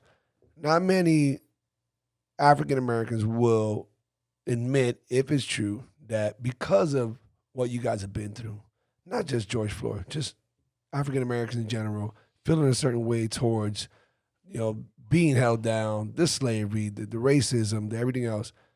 Then comes the George Floyd, then comes what you're talking about and multiple other things. Does it make you feel a certain way towards white Americans, certain, does something trigger you when you see something and you get, not in a racist form, but you get this anger where you look at this, what I'm going to assume would be a white, Anglo-Saxon of an American, and you immediately think something the same way or closely to how they would do it with you? Obviously, theirs is way more different. Great question. Of course we do. Well, I now approach everybody that is not me like they're trying to attack me. Now, I don't go on the offensive with that. But you entertain the thought. I stay quiet. Okay. And I give you the benefit of the doubt. When I roll up, and I'm going to first approach you like a human being. It's the same in fighting. If you fighting somebody, I don't give a fuck what you heard about their pedigree, their resume, whatever. You better respect that shit. That's right. Because one punch could change your whole outlook. So you gotta protect yourself. You gotta live how you live. So that being said, when I leave the house, when I jog in my neighborhood and white people are walking by, I sadly put my head down. I don't give them no eye contact. But a black person comes jogging, I'll be chipper. Chipper, of all words, right. you chose that word. I chose that word on purpose. Of course. I'll be like, what up, homeboy? Jog on freely. I hope you make it home. Damn. It's a great point, though. You know what I'm saying? It is, Gene. It is. I'm glad that you can make comedy out of it. And I think you have an amazing attitude towards it. But I feel you. Again, I haven't had the opportunity to hear this type of passion, this type of anger, this type of whatever, but yet presented so, whatever you want to call it, eloquently, so descriptively, so, you it's hard to hear somebody's opinion on something when they're so emotionally involved. You get it? Like when I talk about the Dolphins, don't say no slick shit. I'm about to say some slick shit. Okay. How you can't bring up the Dolphins and then not expect slick shit? Yes, because everybody attacks the fucking Dolphins. I'm a Giants fan. Hey, guy, you guys had a horrible season. I think you even had a worse season than we did. Wait, you mean after which Super Bowl? Oh, here we go. Keep going. After what else? No. I just want. You talking about your Super Bowl after our undefeated season? What are we talking about? The undefeated season back when we had afros? Yeah. Is that the season that we counting right now? They probably wasn't even selling hot dogs back then when they won that season. Listen. But no, seriously, I get real passionate when I start talking about the Dolphins. And I know I sound like a fool. And I know I only have but I also love that, fuck that. These are my Dolphins. I don't care what the fuck, how bad we are every season. Every season, I'm gonna think we might go to the Super Bowl. I don't don't care about that optimism in the West. Like, go every season, go in thinking that those same Dolphins might do something, right? Right. But it's your hatred, not yours per se. Of course. Any fan. Right. It's the hatred for the other team. Right. That be so much. I be like, yo, people, the way people feel about the Cowboys and the way they feel or about the Patriots. The Patriots. Yo, listen, I'm sure there's some Tampa Bay fans that jumped off a building. They're like, yo, I'm not letting this dude come down here, bro. Like, this is real shit. Like, you feel that way, but they still gonna let him play. Yeah. The dude's gonna come out here. They're giving him a chance to show what he got. Yo, this is that's all people asking for. This is the weakest form of comparing it to, but I'm glad we're doing it like this because, tone it down, try to, not get so involved in it, even though you have every right, we have every right to do it. But I literally get pissed off for people who hate the Patriots.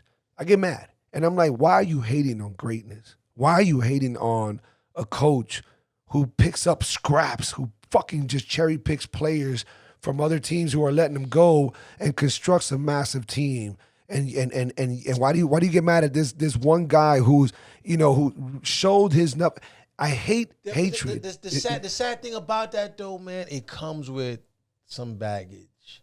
It comes with a little bit of shit. Like almost every cheating scandal has happened. Oh yeah. Over the past 20 years. Yes. Belichick has been at the helm of that. I agree, homie. At least they say. I wasn't trying to go that deep about it, but you're right. You hitting with some facts. You know what I'm saying? I mean, because I know there's people out there who don't know much shit about football, or whatever. Oh yes, I agree. But so, and that hurts you. I don't know. I don't know what Inflategate might have really meant, but the point is, when you feel like this person or this entity should not be doing what they are doing, you find a reason to hate them. Yeah, exactly. You just go at them. Yeah. And so I don't hate Belichick and I don't hate the Patriots because, first of all, who ain't been cheating? It's just a matter who got caught. When they talk about all those dudes in baseball that was juicing, it's just a matter who got caught. But we enjoyed the sport the whole time. That's right. When we watched Mark McGwire that year and Sammy Sosa, back when Sammy Sosa was dark-skinned, we used to enjoy that shit. I just saw a picture of him recently and I was mind blown. Yo, he's not even white. He's like, no, he is white. He's like a beige. real white. He's dude, yo. I'm like, yo, my dude. He's like a real white. He's not even fucking peachy brown nothing. Yo, he's beige. Like, even Michael Jackson was like, yo, my nigga. What's up, folks? Thank you for tuning in to another episode of the Black Sheep Perspective, Season 2. If this happens to be your first time watching or listening, please take a quick second to hit that subscribe button and tap that notification bell so that you don't miss another episode. Once again, thank you everyone out there for all the support. We're back.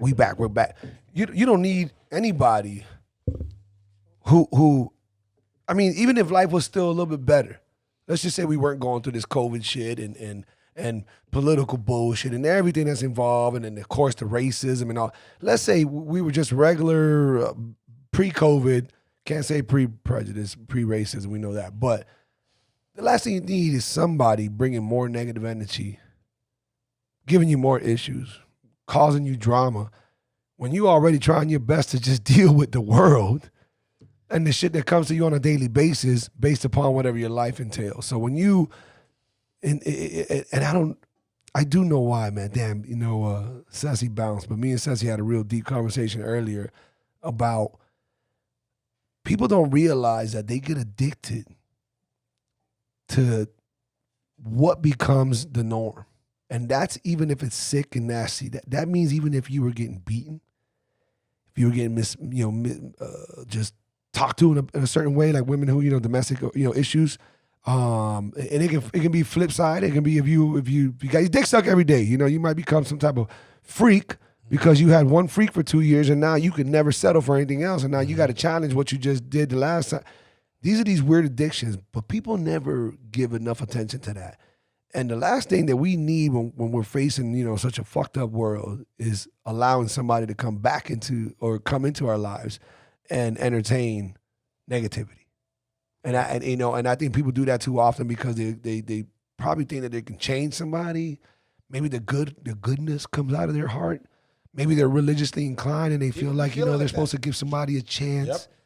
I really wish that, I don't know, Gene. I guess I want to say it like this. I think people should be more cold-hearted. They should be quicker. Why? Quicker to tie ties. Quicker to cut ties. Quicker to stop giving somebody more than one chance. But what about the one chance though? Yeah, it's the one chance. But we don't. Most of the time. We're not even giving them that though. Who we talking about? Pick somebody. Pick a race. Pick a entity. No. I'm sorry. I don't know if I threw us off track. Definitely not talking about people who go through those individual things. What I'm saying is, when times are so rough that we all go through everything you're talking about, from the racism to the sexism to the whatever it is, where everybody's going through something to some extent. What I'm saying is, the last thing you need to do is entertain somebody bringing negativity into your life, especially during such tough times. For sure. We were talking about it's really cool to have not just a female, but anybody in your life who brings a certain energy, a certain funk, and this and that. You were just talking to a friend, and that's why I'm telling you this. You can't be around somebody whack in this time in your life. Oh God, hell no. You know what I'm saying? Shouldn't be ever, but definitely not right now. Not right now. Homie, I don't need you like beefing because I ain't take the garbage out. I ain't do the dishes. Now that ain't leaving room for dudes to act whack. Like, don't be shitty. Right. You know Of course. Still do what you got to do, but like, yo, ma, you beefing about some small shit, real menial shit, and I don't need it. I don't want it. So me personally, I just been happy to be single. I've been happy to just be on my own. More importantly, because it's helping me do shit that I always wanted to do. Like, I'm tired of speaking that Spanish that makes you think that, yo, I ain't never had no Spanish friends. I'm learning Spanish now, son. Like, full on Rosetta Stone. I'm working in Hialeah. Like, that's a part of Miami that's exclusive for Cubanos. And let me ask you something. Would you? And I really am not trying to pull the age card, but this is one of those times where it's a little bit more, accurate, more expected. Let's go. But that's not why I'm doing it. Let's go. What I'm really doing it for is because of your profession, your career, where you're at, what you do, and then of course the pandemic. Would you prefer to have a dope ass chick that I don't say the one, hopefully she would become the one, but would you be like, yo, it'd be nice to fall in love if she was, X, Y, and Z, if she fit the, the whatever the fuck it is? Or are you more like, I guess that look said it all. Holy shit, I'm going to tell my editor to fucking zoom in on that face when he did that motherfucking look right there. Yo, man. That's how well I look like these youngins. Do I sound like an idiot? No, you don't at all. Is it frustration? Is it more? No. It's the response that I know I got to give to a valiant question. Okay, I get it. You know what I'm saying? I like that. I already know, I like the that. question is valid, but I'm like, yo, like, who is perfect? Well, forget perfect. I guess. I don't care. Would you rather have fun? Would you rather? I don't know.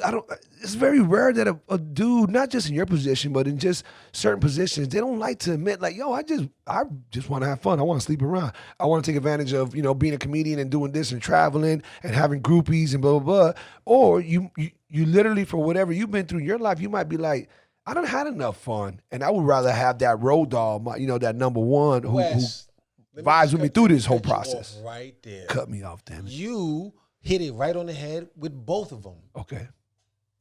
A dude might want to find the one, right? Mm-hmm. He might be like, yo, I did it. I lived it. I want to just find that one. In that same breath, I still want to wild out and do all this shit. Yeah. So you're not going I haven't found anybody yet that's willing to play both sides. So it's up to the dude. It's up to that individual to figure out, yo, what's more important? Because you're going to have to sacrifice something. So you don't got a lady right now, so then I can ask you this. Do you have an issue with commitment? I'm going to probably say yes. Is that because so much is thrown at you being in the limelight like you are, living the profession? Nah. It's just because you look young, you motherfucker. Nah, son. You could be the dishwasher and get that is true. Things thrown at you. I agree. So it depends on who you are. I feel, and this is something I had to come to grips with. dudes can commit. Dudes, if they make a concerted effort, dudes can rock on and they could commit. But some of us just don't choose to. You said that in a weird way that I don't like, though. I don't appreciate. Then approach it. Okay, you said dudes can commit. You almost said that like if they got a fucking handicap. They for sure do. Man, that's that, giving. That's know giving, that for sure. That's giving a. Come on, homie. That's what. That's giving them like a get out of jail free card. That's giving them a hall pass. Yeah, dudes. By saying that, no. You know that's just like when I got homeboys. And luckily, this is in the past. I don't have any right now. So chicks listening, don't fucking think I'm talking about your man. But in the past, I've had homeboys who, when they would break off from the wives, real wives, fiancés, or longtime girlfriends. And at the group that I'm talking about, they all had, maybe not smoking, but they all had beautiful wives. All kind of greatness behind them. Some of them were mothers, good jobs. Just every reason of you got a good package here. And these dudes couldn't wait to break off, to go to the strip club, to pay for some pussy, pay for a hand job, pay for something else. And I was mind blown. I was like, yo, what are y'all doing? Right. What y'all doing? And I know people listening right now, and I'm probably going to have some haters over this, like, oh, come on, Wes, man. No, I'm not that dude. It just puzzled me that why dudes would do that. And when I would talk to them on our own, they would say, come on, Wes. You know, a man's going to be a man. The fuck does that mean? First of all, we know what it means. Niggas gonna be a nigga. Right. We know what it means. We know what they're referring to. Whether we condone it is another thing. But we know what they mean, though. We know what they mean. Of course I do, bro. Because our animal instincts make us feel like we always got to go out there and hunt and conquer. What I'm saying is, as a dude, because of that instinct, that they know that these dudes are saying, you know how it is, we have to make a concerted effort to not be that dude. Right? Yeah, I mean, women shouldn't want to. You shouldn't want to be that dude. Well, I don't know if you should want to be. Like, it's not a bad thing to be that dude. The problem is dudes ain't honest that they're those dudes. And so they getting these girls in these relationships, making these girls think that, oh, he might be different. Oh, he might have changed. I did it. I let them think that I was changed. I was different. And I really just wanted to be natural. And my natural instinct was, I just wanted to be loved by whatever woman was loved. Show me the love. Now, the effort that I have to make and men have to make is that, fight those animal instincts. Exactly. Don't fuck your secretary. Like, especially if your lady thinks that you won't. If you leading her to believe that you this dude, then be that dude. You know what I'm saying? But so I took the initiative. I'm like, I just don't feel like lying to nobody no more. Like, I did it. I fucked people up emotionally. I don't feel like doing that no more. I don't feel like just because I'm a dude. You know how guys are. I don't feel like doing that no more. I don't got to explain myself to nobody because I just be by myself. Now, girl comes along and she says, I like who you are and I want to. Hey, ma, that sounds great, but this is the direction I'm moving in. So, like, if you on board, then come on board and go full throttle. But I'm just not going to do that shit. And then what happens is, after some time, women start thinking, I think this is right. This is the good amount of time. I'm going to make him my man. I'm going to make him exclusive. Then the rules change. The contracts of your relationships change. Exactly. You ain't tell the dude. You ain't tell him that things change. And so now here you are. And you just, I don't want that, man. I don't want that. I don't want to break nobody's heart. I don't want to lie to nobody. I just want to do my thing. And if that means I'm going to be by myself, I'm going to have to be by myself. Do you feel that's just because of, I mean, you said it, anybody, I know what you meant, the kitchen sink, whatever the reference was, can get basically anybody can get a groupie. And this is true, because when I worked the club scene, I saw bar backs. I saw bar backs with banging 4 or 5 girls every month or two because he would come up to me and be like, yo, Wes, can you hook him up? Can you get him in free? I got you. That made him a superstar. Yep. Boom. Now they're throwing it at him. So, yeah, I get that. Do you feel like you got it in you in the future? You just want to have a little settle down? Hell yeah. But right now you just don't care to entertain it because you're focused. You don't want them to throw you off. It's not so much that I won't entertain it, but if it derails me from my goal now, right. and my goal is me. Right now, my goal is me. If you don't mind, let's get a little deeper into those. Yeah. Into the goal of you, because you was a broad topic, obviously. What do you got planned, G? Well, moving forward, obviously we mentioned COVID so many times. I don't want to beat up the topic, but man, I had a not an emotional one, but I definitely haven't gotten emotional, not like crying, but man, pissed, just very fucking angered. When I was talking to my mom yesterday when we went out to lunch and we were sitting outside of a Cuban restaurant, and it was just hitting me like, what the fuck? This makes no fucking sense. This is stupid. There's so many other things that we can do. And I didn't have any answers. It just makes no sense. And anyhow, so I don't want to bring that negative energy right now to the podcast, but. Being that we still are in this situation, we really don't know what's going to happen next. I think most of us, I don't care if you're a conspirator or you're very politically inclined, whatever the fuck it is, I don't think shit's going to change from where we're at right now. Give or take a couple of small things, and it depends on the state until the presidential election is over. All right. Before we go any further. Okay. When I spoke to your moms, she didn't seem to have that kind of. That was it. I spoke to your moms. You supposed to be like, yo, nigga, you spoke to my moms? No. I was over here like, okay, he's gonna come back around and try my mom. Nah. I love this. You know what's funny, yo, Gene. You know what's funny? All right, because I love that you're laughing at this.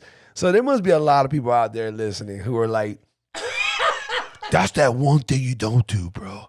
You don't talk about a motherfucker's mom. Me, I'm like, nah, that's what you square ass motherfuckers say who really don't know how I don't want to say the hood or whatever, but I guess when you have a certain upbringing, when you got a certain upbringing, nah, man. Yo, dude, that was if somebody talks about your mom, that's cool. You're good with that. You're like that's when you learned who could fight. As well. There was some dudes that you found out in that circle. You say something about his mom, you putting your fists up. I guess what I'm saying is because it's so easy. Okay, we all know that if you attack somebody's mom in some type of joking form, that forever and a day has been like the lowest blow. You're not supposed to go there because that's somebody's mom. So if you go there, it's like that's all you got left. Right. You went there. But look how I went there though. All I said was I called your moms. No, asshole, stop. I know. Okay, what'd she say, bro? Oh, we didn't get to that conversation yet, but I'm just saying. Did she send you pictures? You took not yet, homie. It's Saturday, dog. She sometimes she sends pictures on Saturday. It depends which wine she's drinking. Did she text you? This is getting weird. Because you encouraging it, because you want a fucking black stepbrother. That's what's going on. Right. Listen, I don't know if we ever told everybody listening what your age is, but you ain't got enough strength in that semen to give me a black stepbrother, bro.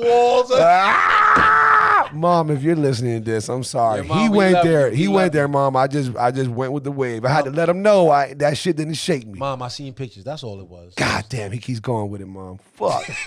I like that. That's a true comment, man. As a true comment, when you win the battle, when you're having one of these things that we're doing right now, I don't even know what to call it, like a volley or whatever. Right. When you think you're winning, don't stop there. Stomp him out. Fucking just step on his head. Kill him. Straight up, shout out to your moms, though. Shout out to my moms, too, man. Like, shout out to great moms out there. I got an amazing mom. I love her to death, Where's your mom's at? She lives with my brother, but I mean, in Florida? Yeah. Oh, She's okay. about 15 minutes away. You lucky. My mom's is in Georgia. Oh, really? So I ain't seen her. I haven't seen my mom's, I don't know, since last year sometime. Damn, dog. That's a long time. It's not the longest, but that's a long time. I mean, because, regular time was happening because of the distance, and then COVID happened, and nobody was. There you go. So I get it. So it bumped up before you knew it. Yeah. We Zoomed a few times, the family, some FaceTimes, but I ain't seen it. Is that where everybody else is at? Is somebody else in New York? My brother's still in New York. So you got to. How old is your brother in New York? Right. Okay. Nah, my brother, I'm only joking. I'm just fucking around. I be trying to act like I'm a ageist. I don't give a fuck. My brother is 41. Okay, and so he's in New York. Is this? I don't want to sound like an idiot. What part of New York? I think I fixed it. No, he's in Long Island. Long Island. But why would you be an idiot? No, because I was going to word that differently. Instead of saying what part of New York. You're going to say what? Which city in New York? Oh, but it would. I wouldn't be the furthest off, but that's not the right way to say it. Yeah, you'd have been which borough? Because there you go. To be honest, like there's a neighborhood. Right, That's inner cities. Right, yeah. So which borough? But they all cities though, so to speak. Queens, Brooklyn, Bronx. Yeah, they're literally inner cities. They're cities. Here in Miami, you have, I don't know how many people. Well, Kendall, I guess, would be considered inner city. Cutler Bay, Pinecrest, all that stuff. So yeah. Anyhow, but your mom's is in you said your dad passed a couple years ago. That's pretty recent. Sorry to hear that. Yeah. Was it expected? He put his time in. Yeah. Okay. Yeah, he put his time in. Okay. Were they still together? Or they were? Yeah, my mom's and pops was together 45 years at the time. You never recover for something like that. I don't care how good somebody might react after it's said and done. But with that said, is your mom's, for the most part, she's taking pretty good, or is it still she's got her kids are good, so she's good. She builds her strength off that. I love how you said that. Yeah, her kids are good, so she's good. My mom's is like, she watching the news, she's seeing the world happening, but then she's like, yo, y'all good? Yeah, like, did my work, my effort pay off? Right, did it make you help you sustain in this crazy world? And it did. Awesome. And so I got a reminder, like, yo, ma, good looking. Does she have an accent? Is it? Yeah. It's heavy, yeah. Not heavy. Can you mimic it in some shape or form? It's not gonna happen. Man. Good try, Wes. Bro. We've been drinking since. I'm giving it to you right now. Eugene, what are you doing? What are you doing? That's great. It don't sound nothing like my mom's, but that's the best African accent. Okay. But yeah, my mom's she grew up. First of all, me personally, I didn't even speak English. Because my parents sent me to West Africa when I was like 2. So I learned how to speak in Sierra Leone, West Africa. So when I came back to the Bronx, I was born. What is? I beg your pardon. Yeah, go ahead. It's all what good. Is that language? What do you call it? Creole. But Creole. No. But not the Creole that we think it is. See, I'm learning here. This is awesome. It's not Creole. Okay. Right? Because the French, the Haitians got that on lock. Right. Creole. They got that Creole. Okay, that's them. Creole. Creole. Creole. Okay. Right? Which is French descent. Yeah, that's the Haitian. Okay. Mine is Creole. Krio. Oh shit. Okay. Right. Krio. Yeah, Creole. You know who speaks it? Who? The fighters? Idris Elba. Yeah. The actor. Oh my God, he's from Sierra Leone. No homo. Damn near got a man crush on that guy. He's one of my favorite actors. The man of the year. Well, he's fucking awesome, dude. That's my dude. I like him a lot. Yeah, man. He's a good human, from what it seems. Right. Of course. From what we connect with but him. He's originally from Sierra Leone. Okay. And so as a matter of fact, you look it up. He got some raps on YouTube. So do you now still know how to speak Creole? Yeah. Really? Mm-hmm. That's dope. I speak it because my mom still speaks it to her friends and family. You should try to get a fucking acting gig. I was one of the last 3 actors that they was picking for Amistad. Oh shit, that was a dope ass movie. That movie came out. God damn, that movie was hard, dog. Steven Spielberg did that shit. Oh, if you haven't seen that movie, go watch it. It is hard to watch, but it also shows you once again what we were talking about earlier. And that dude that started it, Djimon Hounsou, was who I lost the role to. Wow, dude. So my shit. Have you still tried to go out for other roles? I'm starting now. I remember we talked about it earlier. Like I'm starting my life all over again. That's right. Yeah, you did say that. Okay. So I ain't worried about anybody's opinion about what they think I can't do, or can or can't do, should or shouldn't do. I'm doing it, or I'm gonna keep doing it. While I'm breathing. Ah, that's dope, man. So you're gonna get some. So I'm going out for roles. Okay, as a matter of fact, that's why I still got my hair. That's why I'm a grown ass man. I just got my hair braided because I'm just trying to keep the youthful look That shit looks good on you, homie. I appreciate it, but Hollywood is just they What gonna do be you like, pay for something like that? What I pay? Yeah, what is the average? This what's was the average cost? $75. Damn, that's what it costs to get. But you Even if it was longer, is that still average price, or the longer it gets, it'll be more? Oh, I'm sure it's gonna be more. Yeah, I'm sure it's gonna be more. But the work they gotta do for my joint. Right. Oh yeah, this shit. Yo, son, like these women be like pulling my soul. I forgot we're talking about West Africa. They be pulling my soul trying to get these braids, and they did a good thing. But I usually just got the regular hair out, twist out, whatever, afro, and I just was like, let me hold on to my hair because I'm able to play whatever role I want now. Right. Even if you had to remove it for a role, as a matter of fact, you can remove it, but it's hard to put it on. Right. As a matter of fact, I was getting a lot of people saying that I look like Jason Mitchell and Eazy-E. The guy who acted as Eazy-E? Who played Eazy-E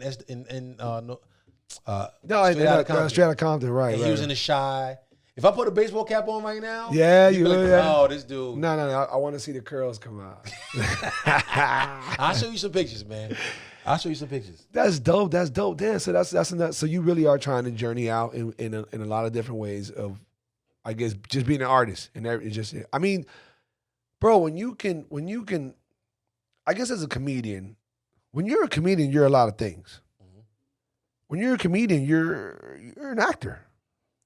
For sure. And some are able to make that transition. Right. That's what I'm saying. That's like kind of saying, like, you know, if you box pretty decent and you stand square, you can pick up kickboxing / Muay Thai because you already know how to hold your hands, whatever. So what I'm saying is, I don't know why you're looking constipated right now. Well, because I'm going to tell you why. Because that sounds good, but we thought, well, I can't speak for everybody, but that McConnor Mayweather fight.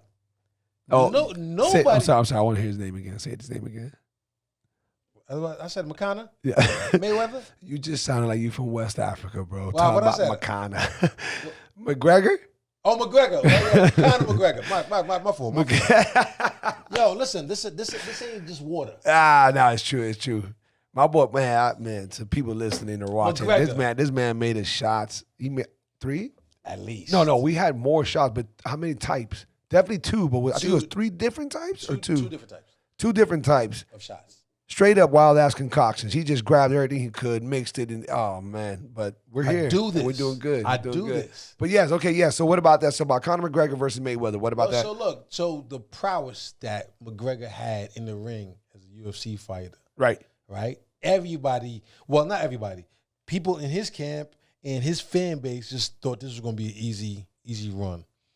The problem was you got to constrict all that fighting knowledge into the boxing box, and nobody does that box better than Mayweather. So look, I agree with you 100%, but I'm not, and I know what it is. I'm gonna sound a little biased. It's all good. I'm cool with that. I know I spit facts. We all knew Conor was gonna lose. Don't think otherwise. I had no idea he was gonna lose. We all No, I had no idea he was gonna lose. Well, we MMA fans, we wanted him to win, but we knew. If you knew boxing, and most of the times if you're an MMA fan, you're pretty decent with boxing. You almost have to. You don't just jump on MMA out of nowhere and you don't know shit about boxing. But regardless, those who are MMA fans and knew a decent amount about boxing, we knew that Conor was going to get beat. I think, and again, I can also say for Mayweather, I think that Conor put on an amazing, unexpected first 4-5 rounds. I think so too. It was dope. I think so too. And to come from MMA and do that, and to do it against him, Mayweather, all that, whoop, whoop, whatever. Okay, but I'm going to keep it real, though. I also know Mayweather, and I also know boxing way better than your average MMA fan. And I know that Mayweather, not for the money, not for any kind of bullshit conspiracy bet, no. I know that he might have let Conor do a lot more than he could have neutralized him if he wanted to. But Mayweather knew this guy don't have the tank I have. He doesn't have the speed I have. He doesn't have the reflexes that I have. I'm gonna fill him out and see what kind of attack he's going. So in other words, I think Conor looked as good as he looked. I think it was a little bit to do, if not more to do, with Mayweather was just sitting back and reading him. But hold on, like, but still, what makes for a better fight though?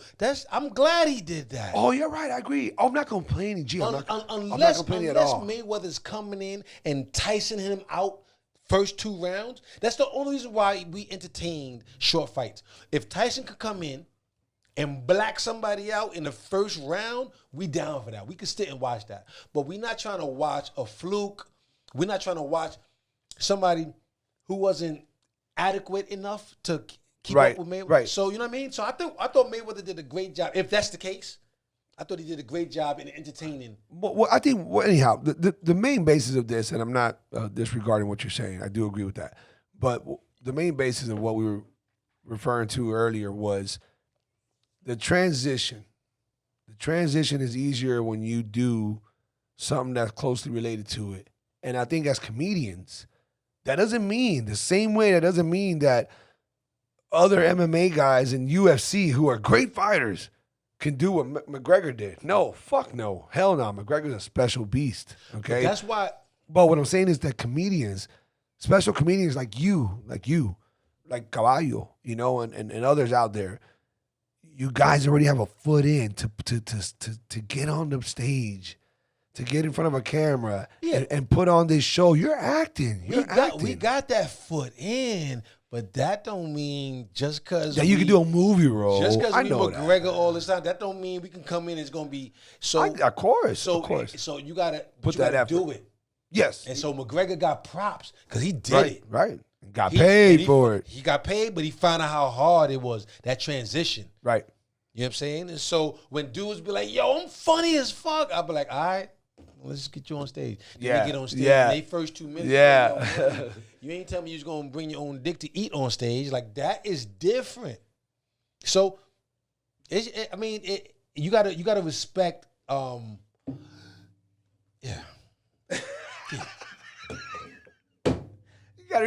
You gotta respect time. Yeah. You still, Thank you, everybody, for tuning in to another episode of the Black Sheep Perspective. I just want to take a quick moment to thank you guys, man. You guys rock. You really do. We've made it this far. We're in season 2 right now. I got a great line of guests coming up.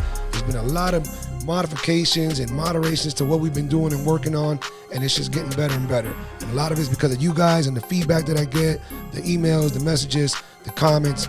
Thank you so much. Please keep them coming. Please spread the word, and we look forward to giving you many, many more podcasts. Big shout out to my close friend Gus from Adania Bonds. This brother right here has been helping people get out of bad situations quick, fast, and in a hurry. We've all experienced it, or at least know someone close who has had some kind of mishap occur to them that landed them in jail unexpectedly. And with the craziness going on in our world today, with the continuous changes of rules and regulations, why not have one of the most reliable bondsmen in the state of Florida on your side? Feel free to reach out to my brother Gus from Adania Bondsman. Now let's get back to the podcast.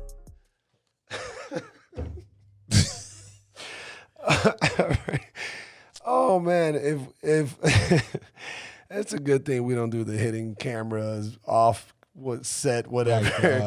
The B-roll. Oh my gosh, man. If people listening only knew what goes on in between readjusting the cameras and switching batteries and all that good stuff that obviously through the editing, you guys don't see it, which is great. Shout out to my brother, my partner, my homeboy, Doug Sobal Media. He does such a great job with the editing. By the way, if anybody, if you guys are looking to do a video, do any kind of editing or so many other things, photo shoots, whatever, keep my dude in mind. What's his name? I need him. Doug. Okay, we're gonna make that happen. What's his name? For sure. Doug Sobal Bado. That's my brother, man. That's my business partner, my brother, my editor. Cool. One of a blessing to my life, man. So happy that I met him and to have gotten where we got now. But anyhow, the reason I say that is because, man, Gene, you a motherfucking trip, bro. You are something special, man. It's just every time off camera, I don't know, I'm trying to handle things real quick and come right back to the podcast, but it's just so much going on with our conversations that, man, we go into some shit and some deep shit. Like we didn't even have an agenda. Like we were just talking. Like that's right. The vibe was so dope. You know what I'm saying? That's right. I've done this before. I've been around people getting interviewed or doing a podcast, and it just be so whack. Different, right? Very interview-ish and all that. I just be like, yeah, like the way it works is when we both give and take. Right, of course. And you give, you know what I'm saying? Like it's just, this is dope. You got something good. And appreciate I like this name. Thank you, brother. Black Sheep Perspective. What do you know, I know we're winding it down a little bit now. I don't want anybody to take away from the show without being able to follow you, kind of have a little bit of a, what's coming up, what can they try to hope and expect. I obviously know that you're making a whole lot of moves. We were just, our main topic off camera was multitasking. Unfortunately, multitasking took you somewhere else. Stop. Woo! I can't. Stop I tried to avoid it, bro, and I couldn't. All right. I'll make it work. I'll make it work. Yes. Don't worry about it. Anyhow. The plight of a single man. So you got, you said that. I said it. That's right. I can say it.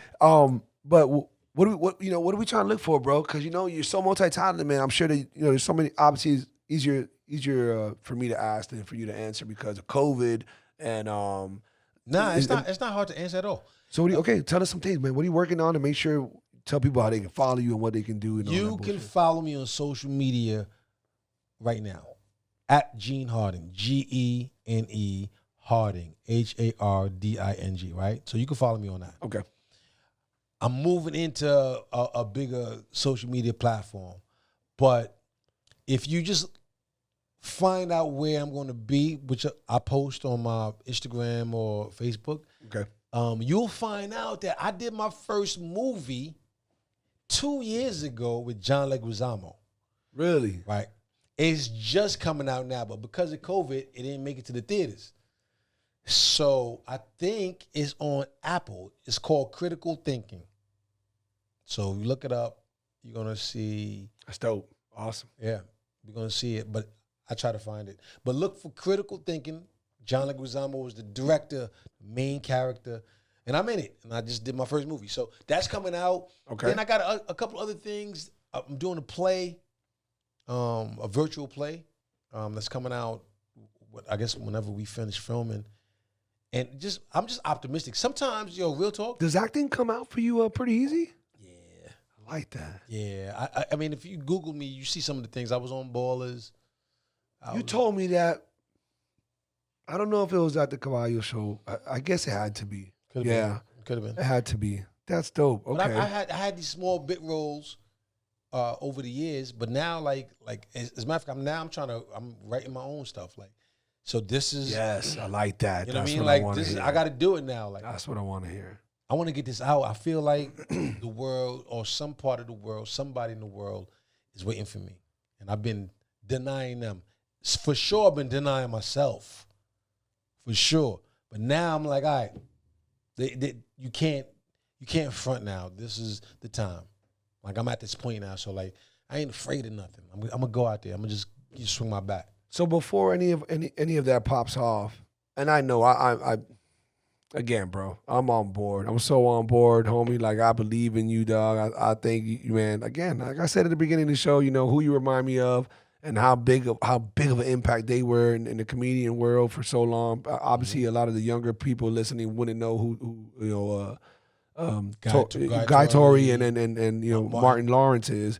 But regardless, I know who they are, and you fucking remind me of them. But this is a different era, and it's not just about stand-up comedy. It's about shows and gigs and acting and just being life. And just being able to do so much. And dude, you got that, man. I'm very excited for what you're gonna do. But imagine you like you training, you open up a new gym. Like who's able to open up a business in this situation that we're in right now, right? Right. But you did it, and it happens to be something that I'm about to check your gym out. Yeah. I'm about to check it out because I'm into that. It sucks that you live in Pembroke Park. It doesn't suck good for you. Because your gym is down here, right? Yeah. Probably about 10, 12 minutes away. All right. It depends on what direction because it was only 35 minutes to come down there. It's further south. It's not closer to you. It's you further at the south. bottom. Yeah, but you know what? dirty. No, hell no. There's way more further south because before the Keys. Yeah, there's ways. Yeah, no, yeah. I'm not right before the Keys. No, there's a lot more inner cities that we talked about Cutler Bay? before. Yeah, Cutler Bay, Cutler Ridge, Richmond Heights. Yeah, there's plenty of different ones. No, but what I was gonna say was because you had mentioned, and I don't think you ever said this on camera during the podcast. You're about to start doing Muay Thai, right? And I believe you're gonna start Monday, maybe, right? Well, I mean, I'm going to start this week. Okay, I got to figure out what my days are going to look like. But, yeah, I want to do all of the martial arts, right? That's dope. Yeah, but start at Muay Thai. I Start somewhere because you're going to get so comfortable in Muay Thai and then you're going to either see it on TV or whatever it is. You're going to realize, okay, this ain't it. This is dope. But a motherfucking wrestler or just a jiu-jitsu or grappler will take me down at ease. I like the arts, though. I like Kung Fu. I like all of that stuff. But I know that's old school, right? Kung Fu? Yeah, don't get fucked up. Don't get fucked up. Kung Fu will get you fucked up. I said it. Word. Well, I mean, I believe it, though, because it's... I'm not disrespecting the art. Art's art. It's a beautiful art. Of course. But like for actual practical fighting, yeah, I know that it'll get you far. For practical, yeah, exactly. You said it right. And it'll get you far. It'll get you great against your average, street fighter. Right. But when you go against even a boxer, just a regular boxer, nothing else, don't know how to kick or nothing, a boxer is going to give a Kung Fu guy problems. There's just an answer for every martial art, and that's why it's about MMA. It's about mixing it up and trying to. Bruce Lee, speaking of Kung Fu, it's about trying to do what Bruce Lee was attempting to do. And integrate. Get the best. Everybody has a different opinion, but get the best of the best. Get the best of all martial arts and put it together and learn that mixed breed, and that should be your art. Your art should be you willing to react to what the opponent brings to the table. Let me react to what you do, and I have all kind of answers. How you feel about Krav Maga? Nah, stop playing. Okay, once again, homie, look, for the average person, that's dope. If you learn it, if you this, if you that. To fight against somebody, man, I don't want to lose fans, but you're at the bottom of the totem pole. Krav Maga with the hand-to-hand combat? So what you mean? Because what that helps, if that's what that's going to help you with is, I guess, and I don't even think it's that realistic, but whatever. Trying to help diffuse an attacker with a weapon, maybe nullifying a drunken attack from some type of bar fight type, Okay. But any skillful, not even skillful, a little less skillful, but just somebody that knows what he's doing. Someone who stays on the outside and knows to 1, 2, 1, 2, whatever, and moves around. You're gonna give Krav Maga a run for their money just if you don't get close enough to get caught with that. That's why I said anybody who's just. Right. But even to get caught with that is still not what you think, bro. I mean, I don't know. Like, if I know that your skill is, you won't know though. Of course you won't know, but but when I see where those hands are at, I'm gonna know. Well, maybe you might know, but it happens so fast. You won't. I mean, you're gonna have to. Well, here's the catch. This is what I believe. The person has to assess real quickly that this is a threat. Agreed. Because you put yourself in different stances, knowing what's about to come to you, or you go in with the onset and you do the attacking, right? Once a boxer. Once an MMA fighter realizes, the beef is on, it's not too much talking going on. Like, you know what I mean? But I'm going to disagree with you on that. And I'm going to do this because I know it's true. And I'm going to do this because I also want to defend MMA people because I want them to uphold the dignity that we have. Right. When you know you have a certain skill level that's above other people, the noble thing to do is not show it off. Right. That's anything, right? For sure. Not to show it off. You got more money than me. If you come over here like, yo, I got what you got. What's up with that watch? Right. How much you pay for that watch? Because I got the fuck out of here with that. Anybody, you're not supposed to do that. Right. And martial arts is, if not, one of the biggest examples of it. Okay, so that carries on to the battlefield. If you're decent. Anything past that, forget about it. If you're decent or better, you would, aside from a fluke fucking punch or some shit, you know you would easily You whoop can do somebody. Yeah. 75% of the world. You know you could, because that's the level, that's the percentile of the world that doesn't do shit and knows nothing that's martial arts. They don't know anything formal training. I'm sure that number's there. Correct me if I'm wrong. Right. Cuss me out on the Whatever, comments if you want to. Right, nobody cares. But now, take that to another level and you're a little bit better, forget about it. So when you get not engaged, because we're not talking about that type of situation where somebody just snaps on you, but if you see a threat, hey, there's negativity here. Bar, fucking cafe, arguing over who's spot, Publix, somebody took their mask off, whatever the fuck it is. Hey man, what the fuck's your problem with that? A martial artist who's decent or better is immediately going to be like, okay, this is a threat. First thing I need to do is get in my stance and get my space and show this motherfucker that I know something. Because I don't want to whoop his ass. Because I know that I can. I'm telling you, bro. I believe that you know you can. Unless you're Mike Perry, you do some idiot shit. I know. I believe that a real martial artist will know they can, and they hoping that they don't have to show it. Yeah, emotions get the best of us, of course. But I'm just saying, no, it doesn't usually, because for the cool ones, for the ones that know, like you know best what you can do. And sometimes you might not even know that level. You probably do more than you even know you can. But I feel like a martial artist would take the approach like, yo, I'd rather get out of this situation than for both of us to find out that you could get killed right now. I just feel like martial artists, again, who are on a decent level or better, they know how easy, and I do mean this, Gene, I'm not exaggerating this. I believe it. They know how easy they can land an overhand punch, a strong punch, a power hand punch, or if they know how to kick, they know it's even easier to drop a kick, a high kick to someone's face and literally knock them out. It's easy. It's that easy. If you're not a skilled fighter, it's so easy. And it's scary for the fighter who knows that, because they know you're talking about a possibility of this person crashing their head somewhere because you do it in practice. But you're taking that same knowledge and that same belief in the octagon. How you approaching that when you going into a ring with somebody comparable? Are you still thinking, all right, I already know what I can do? No. All right, then how's it different? Like because you know if somebody's in the octagon with you, you know that they in some shape or fashion they deserve. They deserve, right? They deserve it. They know enough to be there with you. Dude's still been knocked out in the first 30 seconds of a fight. Yeah, okay, but what I don't know. Listen, I guess if you talk to mixed martial artists, what I'm going to say is so I don't come off wrong and overly cocky about it. The average mixed martial artist who's blue belt status, that's a jiu-jitsu term, but who's blue belt status or better in MMA, a nice mediocre, I know how to kickbox, I know I have a decent wrestling, and I got decent jiu-jitsu. That or better.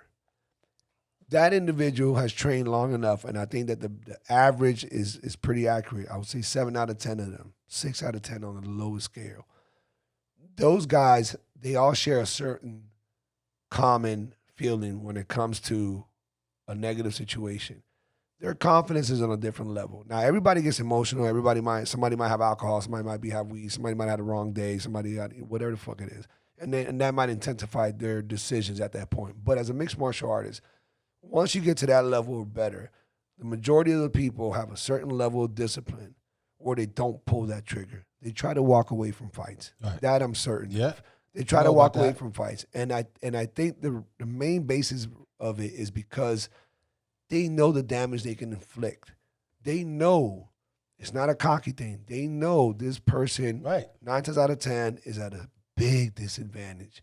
And they don't want to get caught up in that because they know they might hurt them so bad that it'll fuck them up. It'll get them arrested. Mm-hmm. It'll get them, And I just think I think it's a census. I don't know. I don't have true facts behind it, but I feel real confident that that's 100% though. Pretty accurate. Yeah, I mean, listen, I've seen a lot of dudes like and by the way, out of a fight. That's the beauty of MMA, by the way. Sorry to cut you off. No, it's all good. That's why mixed martial artists always encourage mixed martial arts, because it will make you not want to fight. Right. Isn't that crazy? That's how I look at it. It'll make you not want to fight. When I see dudes so eager to fight, I'll be like, yo, money, I don't think this is what you want, man. Like, you ain't even trained for this. You don't know. First of all, the thing about battle is you don't know the outcome. Yeah. At any given point, anybody can win. You don't know the outcome. We done seen it. We done seen the underdog who get one off. Of course. And rock. So you don't know the outcome. And so the true martial artists that I've met in my life, man, they just be like, yo, I would rather walk out of the situation. Because sometimes they don't even know their power in an actual battle. Exactly. You train all your life and you be thinking, yo, you know what?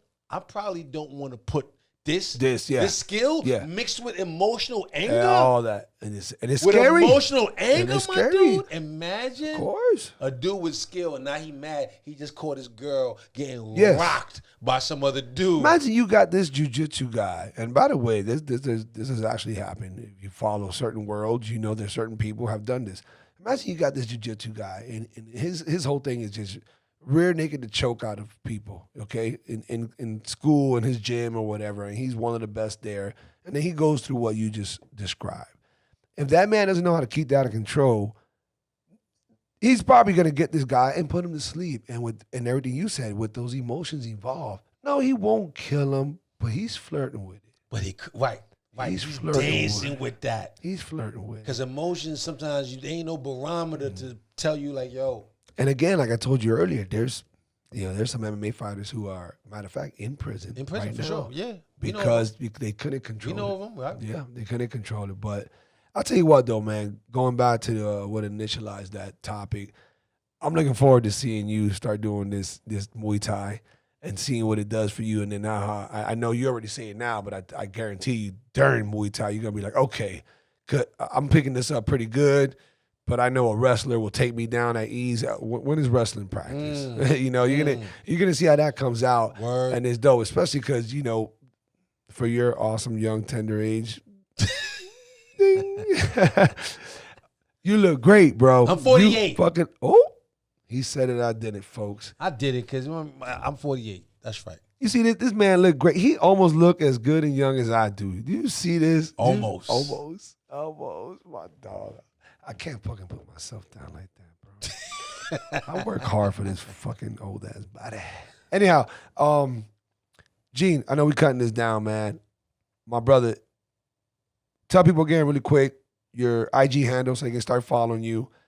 If there's any other actual web, unless it's connected to your IG, please drop that website so they can follow you. If you know there's any distinctive date of anything that they can look forward to, or just gotta jump on board and get ready. Listen, let these people know. Get on social media. Gene Harding at Gene Harding. I spelled it. Don't make me Haitian. It's not Jean. It's Gene. Gene Harding. Do that, right? And then get on GeneHardingNow.com. You can follow me. There's multiple ways you can find out when my shows are. But look. We don't even know where shit is going. I know, brother. You'll have a dope ass show lined up, and the CDC will be like, nah, shut that shit down. Y'all ain't got enough masks over there. So the world is up for grabs. Let me tell you something, G, man. I really do, bro. On my mother's head, if I'm lying, if I'm exaggerating, let my mom wake up with a hemorrhoid tomorrow. Okay, I mean that. You need to do this YouTube channel. You need to fucking do just be you, motherfucker. Figure it out. I know you said that, you still trying, man, figure that shit out. You're wasting fucking time. Figure that shit out because, my bro, especially during these times, like what you just said, especially with the uncertainty of events and, and all that bullshit, bro, do it. I'm nowhere yet. Nowhere yet. But because I'm so passionate about this, it just makes it so much easier. I love doing it. I haven't made a single penny. If anything, I owe a lot of money. You don't need all this shit. Right. But, dog, you're so passionate. You're so good at just being you. You're good at being you. Fucking whatever it is, your skits, your this, your that, make that channel. Motherfuckers are going to tune in because I know I'm going to want to watch. Right. That's why I'm so connected to Cabayo. You guys got this gift. It's dope. It's fun to watch. So please get on board with that shit, dude. We can't believe in this COVID nonsense and what the fuck is coming next. We don't know what the hell's gonna be. It's crazy, though. It really is. Well, I mean, it's inspiring me. Like at this time right now, with the shit that's going on with the world and how everybody is trying to figure out their next step. Yeah. Some people's lives have been changed forever, right? Ever. I now know that I got to do the things that I want to do. So thank you for that inspiration. I'm going to do that. The YouTube is coming. I just hope you realize that I'm not just saying that because you're here. But I almost don't give a fuck. Good. Oh, that's awesome you said that. Fuck you. That's awesome you But said you know what I'm that. saying? Of Like, course. I told my sift mom. through. Remember when I told you I took my mom to lunch? I was telling her. I meant it. The same way you're about to tell me what you're telling me about the confidence of you know where you're going. You know what you're going to do regardless of what the fuck I think. Right.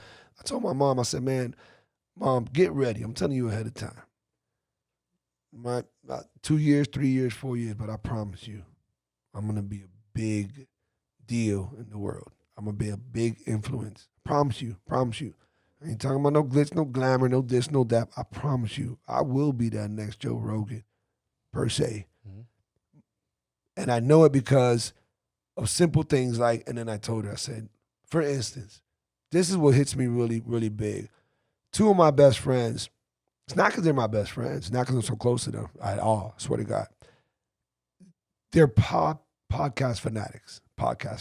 They both work for FPL, electric company, and they do a lot of overtime.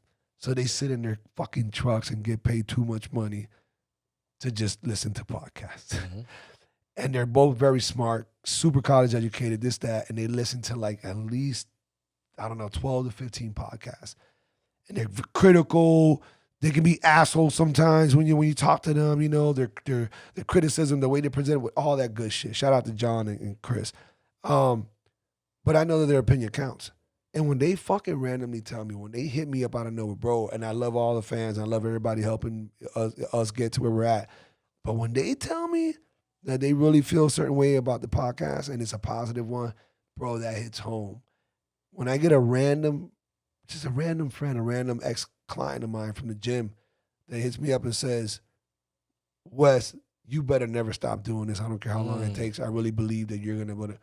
Those are the silly comments that no one knows about that really hit home with me because I think it holds a lot more water than people just being, we want to encourage you. Yeah, Wes, go. Hey, man, your podcast is cool, but they haven't made it 10 minutes past the podcast. Right.